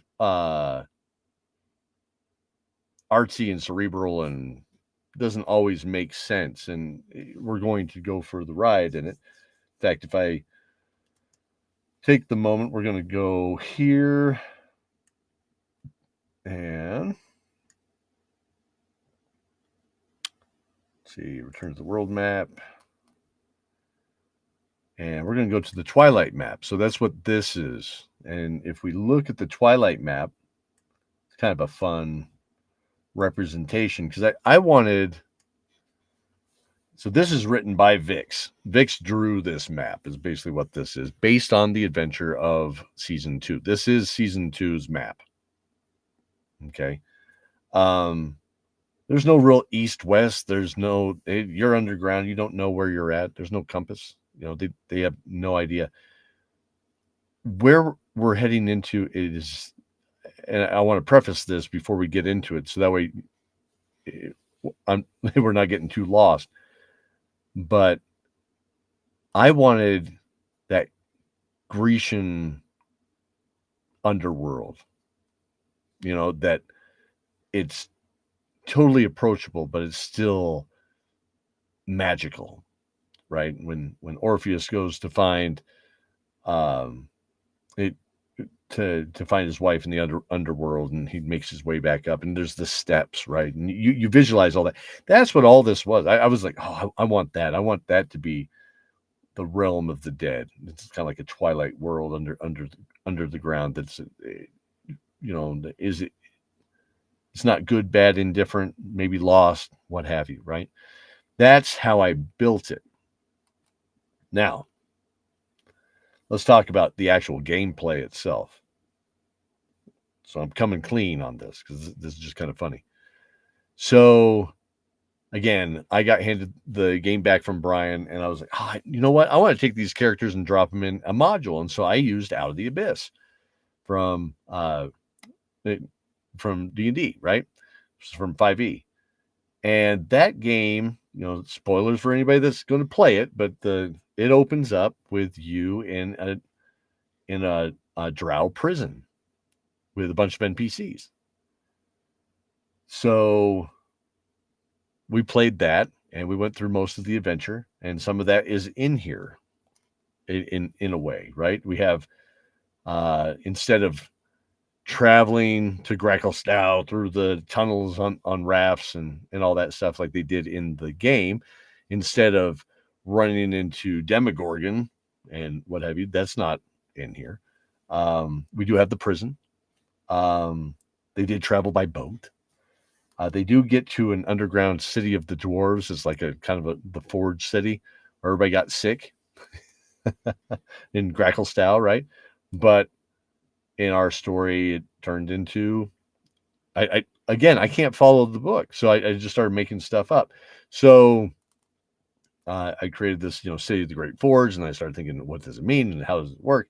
Started building off of it. And that's really, to me, that's what D&D is about, is, make it your own, man. You got ideas. Everything follows the hero, saga, the hero cycle. Take it, build off of it, make something great, right? That's what that is. Oh, let's see. Much like in the adventure, there's a dragon. Much like in the adventure, there's the king, who is lost and manipulated. There's the king's marshal. That's all kind of in that module, but again, I lifted it and twisted it and turned it into all this stuff. So that's why this got crazy, because then as I started to write this, I was like, it makes so much more sense if it's this. And so then that's what sparked me to say, I want to have our own stuff, right? Again, like it kept coming back to it. So we played through this adventure, I want to say we were in the middle of season 3. Yeah, we were in the middle of season 3 when I told everybody, as far as playing, when I told everybody we're not going to try and make Dragonlance or D&D or any of that stuff work anymore. We're just going to build our own map, make our own world, and go forward.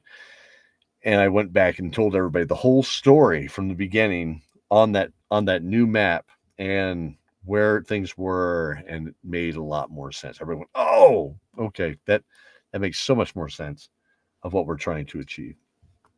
All right. So let's see. It is 5:39. I'm going to go ahead and hit the next one. Probably not pausing as much so we can get through it on time. And this will be the last one of the eve. So let's go ahead and hit this thing.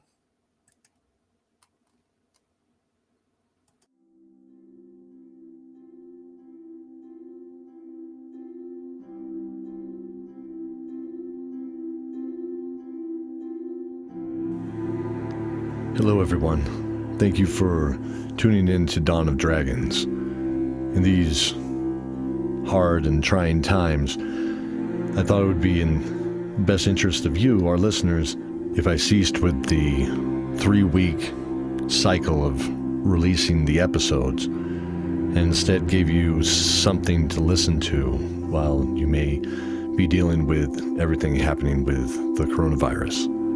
We've seen it hurt many people that are close to us in different ways. Some of us have been, affected by getting sick. Some of us have been affected by travel and quarantine, even sometimes when it's work-related. Of course, for many of us, the day-to-day job is what is required in order to pay for our homes and our families. And quite frankly, it's scary. But there's hope. Many years ago, we did a show where the closing statement was, there's hope. There's always hope. And that has rang true with me for many years since then, to the point where I named my daughter with the middle name of Hope. Our fantasy world that we give is an escape. Sometimes it's dark, foreboding, and other times there may be humor. But there's always hope. There's always hope that good will conquer evil. There's always a reason to continue to press on. So as I finish these episodes, I'll be putting them up as soon as they're done. They won't follow any kind of schedule. Of course, that hampers any kind of preliminary hype or what have you, that kind of marketing. So I'll rely on all of us together to help spread the word about the show and give people a story they can listen to and escape from the constant bombardment of what's happening around us, even if it's for a moment. But remember, there's always hope. Thank you, and I hope you enjoy Dawn of Dragons.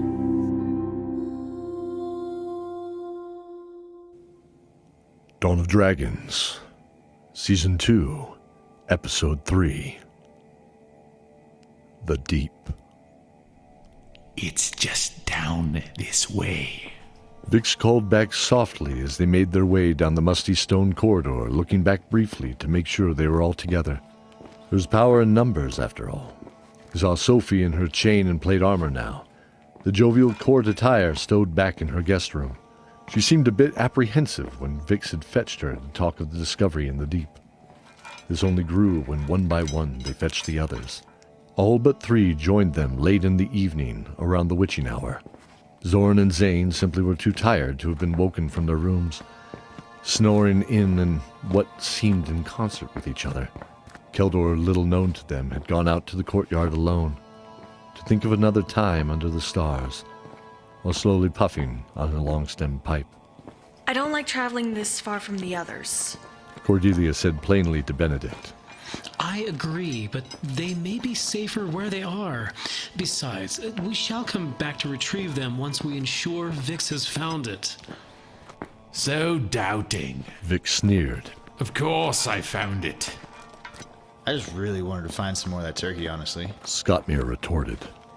I hope you did, Vix. And I agree we will need to come back for the others as soon as we can. They'll be fine. Something tells me they will be fine. Benedict smiled at the others. He had come to trust in his intuition and faith more over the past few months. There was a peace that followed Benedict when he prophesied that could calm the spirit. At the end of the hall, the smell disappeared, and the dry dust of time lingered in the air. Vix approached the door and, drawing a wide diamond with his hand, spoke. She far Tefschlag. The door shifted to the side, as it had done before. Vix looked back with a proud grin. Come, let us press on to confirm. Down the stairs they went for what seemed like an eternity. The 20-minute hourglass Cordelia carried still dropped its dark red sand and only showed 3/4 empty. So real quick on that, couple notes. So the hourglass, it's a 20-minute hourglass. Again, I'm big into reenactment stuff and what have you. So 20-minute hourglass was something that they always had on board to rotate through the hours, right? 3 turns of the glass. So The other thing is the art, right? So the art is a lot more simple on this episode. In that beginning, when I was talking about changing the release schedule, getting these out, so that way we just have, stories. I was like, I'll just do this real fast through through a drawing app. It was a drawing app, and they put it on like Scratchboard, and I was like, well, okay, that looks kind of like some people in a party going down the stair. You can see why Storm's the artist too. So that's like I did the logo and stuff like that. That's what Mike does. Mike does the digital stuff. But yeah, when it comes to drawing, that's what you're going to get from Mike Ashley right there. Is the scratchy just scribbles. When Storm and I get together for an art night and just hang out, it's always a crack up. Yes, Storm is such a good artist. Absolutely.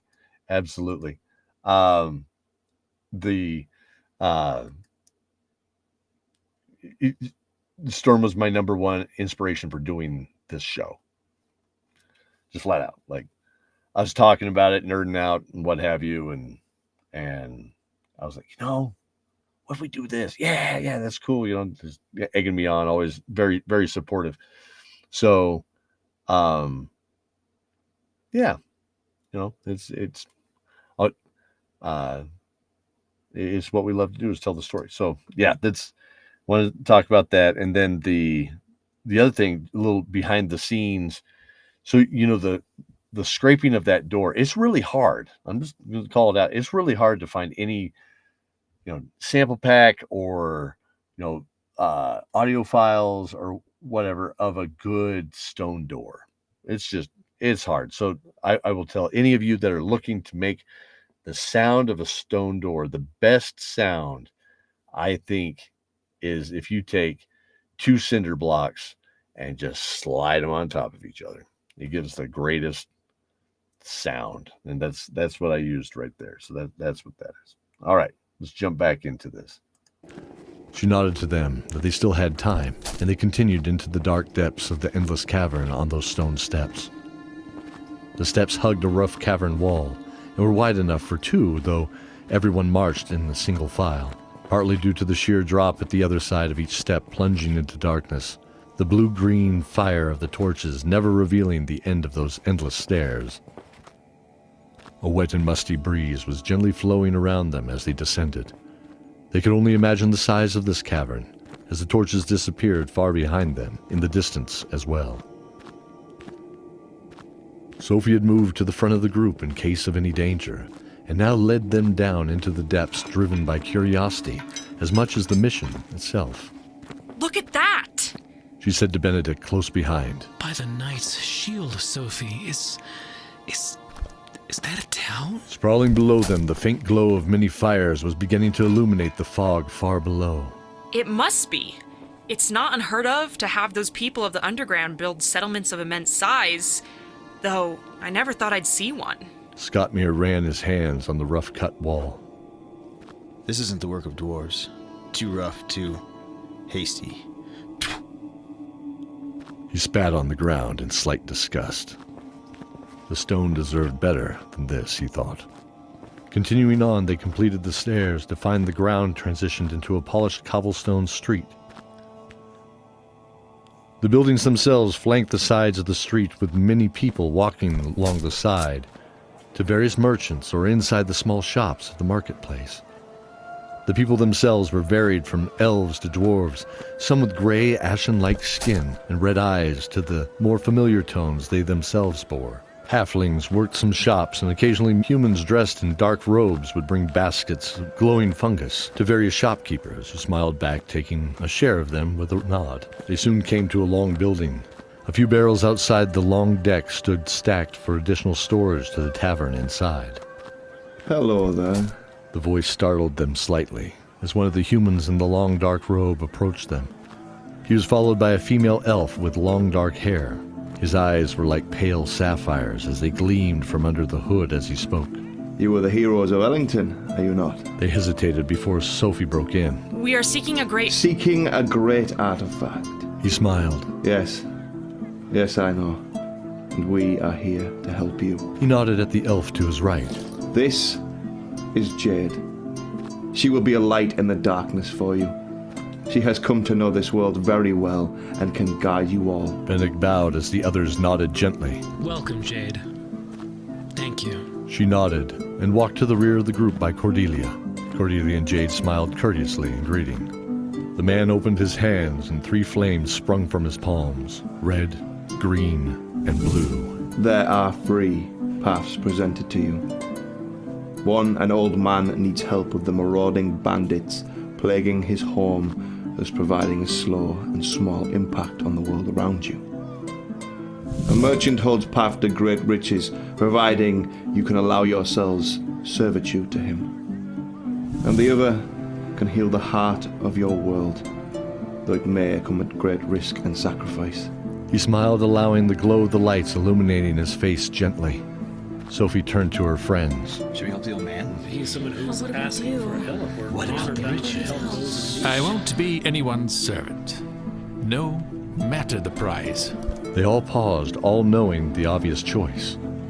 Sophie looked back at his crystal clear eyes. The blue flame has the great risk, correct? He smiled. Are you sure, Sophie? I foresee a path you can understand, let alone tread, but you will have to walk yourself. Though you will all be together. He nodded at the group. You will feel absolutely alone. Sophie closed her eyes and took in a deep breath. She thought of herself alone in Alnat waiting for her sister who never came back home. Then waiting for Zane for so many years. I am no stranger to being alone. She stood straight. I know it better than anything else. The man closed his eyes, nodded, and smiled gently. He looked at the rest of the party. Are your minds made up too? Will you accompany Sophie on this journey? They smiled and nodded in agreement. Then step into the room behind me, adventurers. I wish you find what you seek and can heal your world. They looked at each other smiling before stepping into the door. Zane sat in a meadow of white flowers as a bright midday sun shone on his face and shoulders. The sweet grass he gently chewed in the center of his mouth was welcome, mixing with the perfume of the flowers and nearby lavender. He turned and saw... Okay, I gotta pause it real quick. Because I'm going to tell you about that last scene. So, the stranger right there that offers the choices is played by Phil Usher from the Aetheron Dark Saga podcast. And if you like dark fantasy, you have to check them out, or his show out. It's all him for the most part, especially in the first season. He gets a couple other voice actors in the second season, and then in a side season that he does, which is technically the second. It's the Damned Caravan is what that was. And then the actual second season, he's got a couple other voice actors, and I'm in that. I actually get to play a big giant blue-skinned demon known as Balron, and he's the butcher, and he's scary. It's good. But if you like Game of Thrones darkness, not necessarily any of the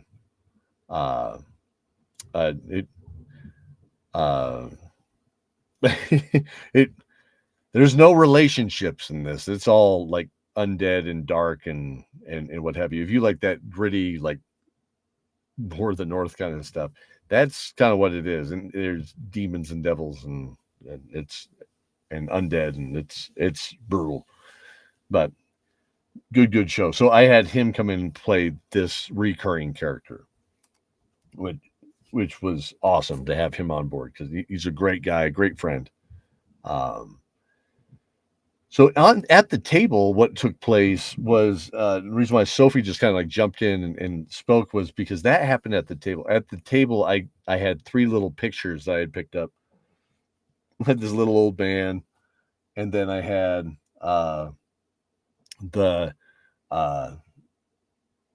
and in my head I was picturing this town is kind of like Sigil, it's the city of doors where it goes between the different worlds. That's kind of what I was picturing in my mind, something like that. And so what would happen? This guy shows up, he's got 3 choices. And so the 3 choices were presented, and it showed up with these 3 different people. And I remember Sophie just jumping in, because the one that talks about the heart of your world, heal the heart of your world, she's like, oh, he's hot. So, so Storm at the time said, oh yeah, he's hot. So that's how that took place. So, yeah, and then we'll just jump into this meadow of flowers here. Here we go. Sophie in a white dress. A white bridal dress, he noted. She held a small bird in her hand, gently stroking the brown and red feathers of the robin. She smiled at it before turning to Zane. He smiled back. She gently brought it up to her cheek for a gentle caress before setting it free to fly. It spread its wings and gently ascended into the warm light. She walked over to Zane, the dress billowing behind her, dancing in the gentle wind. She knelt down to him, leaning in to kiss his cheek gently. She sat next to him and she said, Zane. Zoran was gently shaking Zane to wake him up. Zane. Zane mumbled. Oh my god, that was a snickerdoodle one. Zane! Huh! Zane shot up. Oh, what? Huh? They're gone. Everyone went down in the cellar. Vix left a note saying they were going to explore and be back, but they aren't. Well, we gotta go. Is it just us missing? Yeah, I think so. Okay, well, let's move. Zane and Zoran peeked around the corner of the kitchen where they could hear some of the preparation for the next day, though the sun itself was barely peeking up. The beige and... Okay, so I don't like calling out individuals that are in the audience, but there is an individual in the audience that can answer this. Did anybody pick up on what Zane was mumbling? The name as he's waking up. He said, Snickerdoodle. So Snickerdoodle, it is actually the stage name of Fox, who plays Sophie. Okay, is a stage name of that. So yeah, it's mumbling that is before they started their troupe. So I am firmly convinced that Fox lifted that from the show because we laughed at for that. So there you go. So it's kind of like, yeah. So it is the Easter egg between Easter eggs, right? It is the you so yeah, Snickerdoodle. So I found that to be funny. And then, picturing Sophie in the white wedding dress, and Zane sees her, of course, that they Storm and Fox did get married this last year. So it's kind of fun seeing that became a reality right there. Zane and Sophie did get married, and I had the honor and privilege of being of wedding them, being their officiant, and I did that with the cover to my DM's guide. So that way, and it tied everything together, and it was a beautiful day. So, but there you go. All right, let's jump back to it.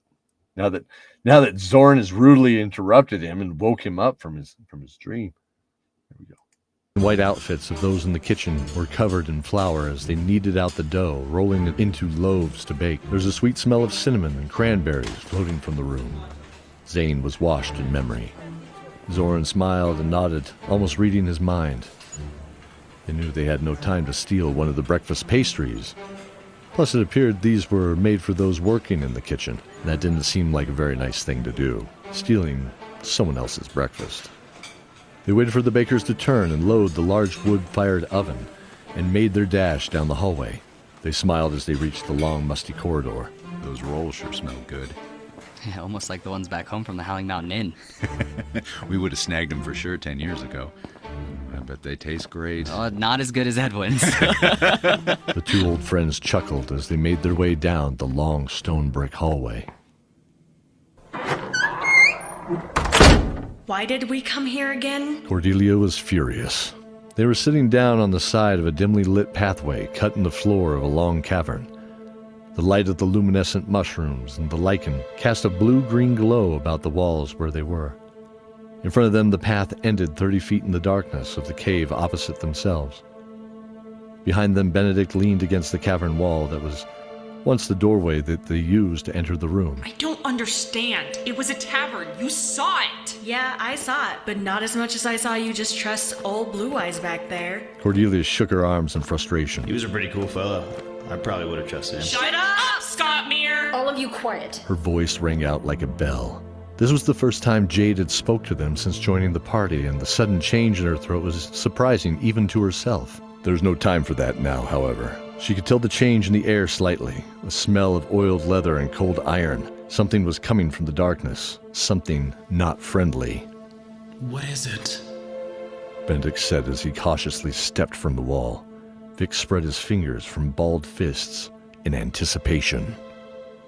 Jade drew the bow from her back, and drawing an arrow to her cheek, she spoke a single command. Shrek! The arrow glowed like a torch without heat, radiating an amber light in the darkness. She fired into the dark hall, the arrow illuminating the cavern walls before disappearing with a Ambush! Sophie yelled. Cordelia and Vix began weaving their hands as Benedict and Scottmere charged into the darkness with Sophie.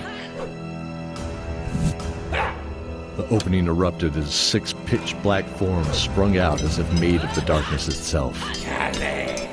One hissed as a web sprung around their feet, anchoring them through the rough floor. Cordelia let a bolt of fire fly before she lost balance, falling backwards into a sticky web.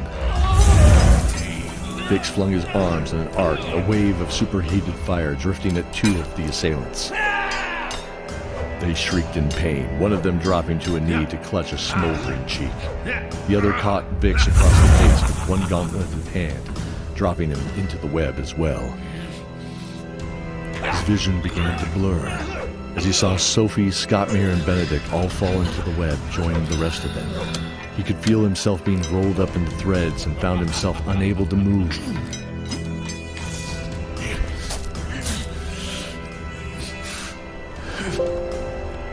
His vision was darkening now, some tranquilizing effect of the webs he imagined. They rolled him face up, a hazy green-blue illuminating the ceiling. Stepping into view, he saw one of the onyx-colored assassins take off their hood. Silver hair bounced across their shoulders, red eyes reflecting in the light. Mistress Val. A surface elf. What a rare treat to meet you, my cousin. Another shape stepped into view, this one a huge monstrosity. Vix recoiled internally in horror, his eyes paralyzed and frozen open. Shall I take them back, mistress? Yes. We shall get them ready for the slave market, I think. There should be a nice price for this lot. She turned and walked away as the large muscular arms of the other shadow reached down to pick him up. His fears were now realized as the monstrosity revealed the lower half of a spider.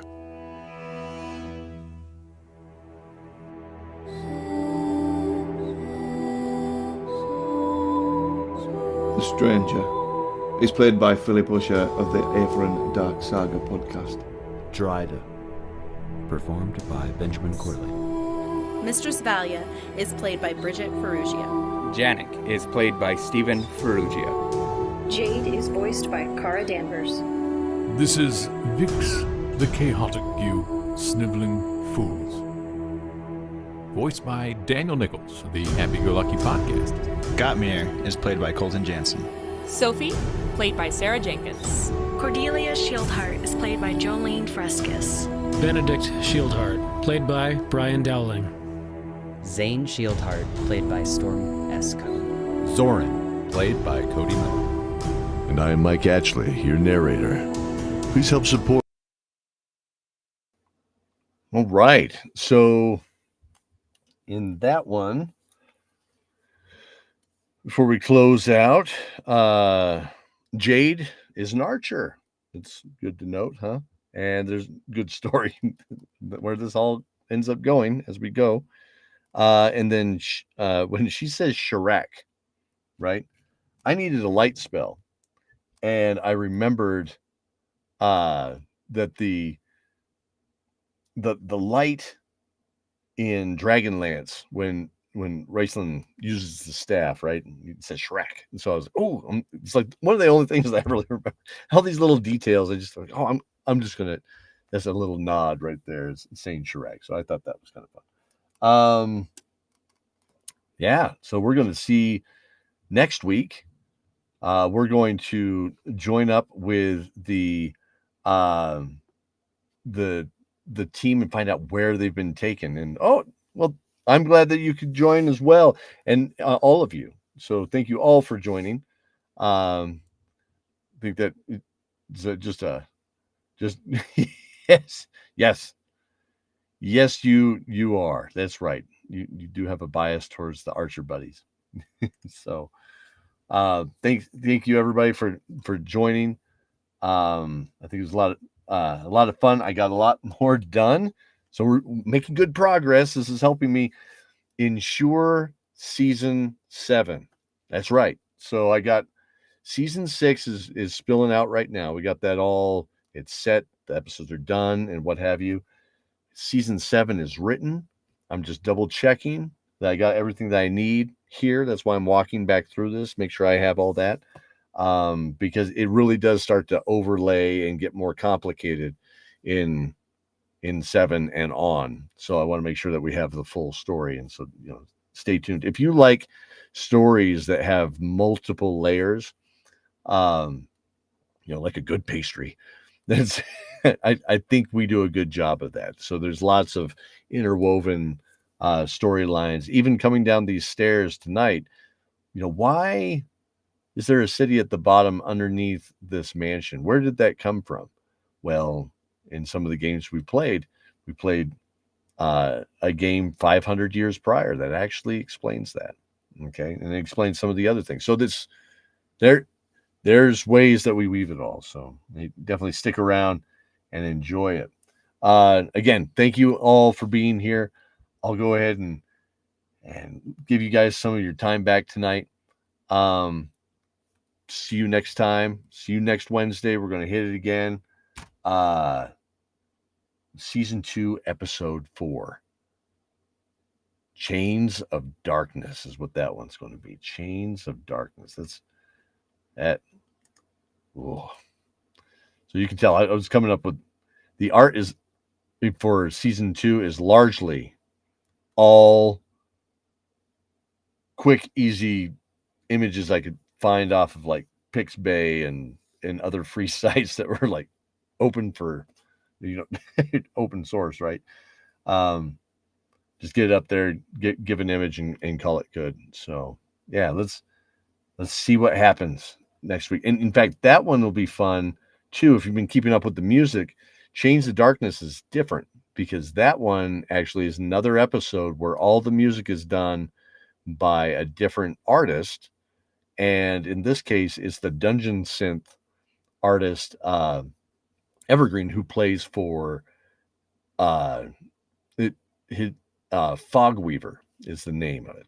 So very, very cool if you like dungeon synth type of stuff. So this is a cool episode, and it's got a lot of lore. So definitely join us. Underworld's going to get even more underworldy, even more dark in the Underdark. All right, everybody. Have a great night. Thanks again.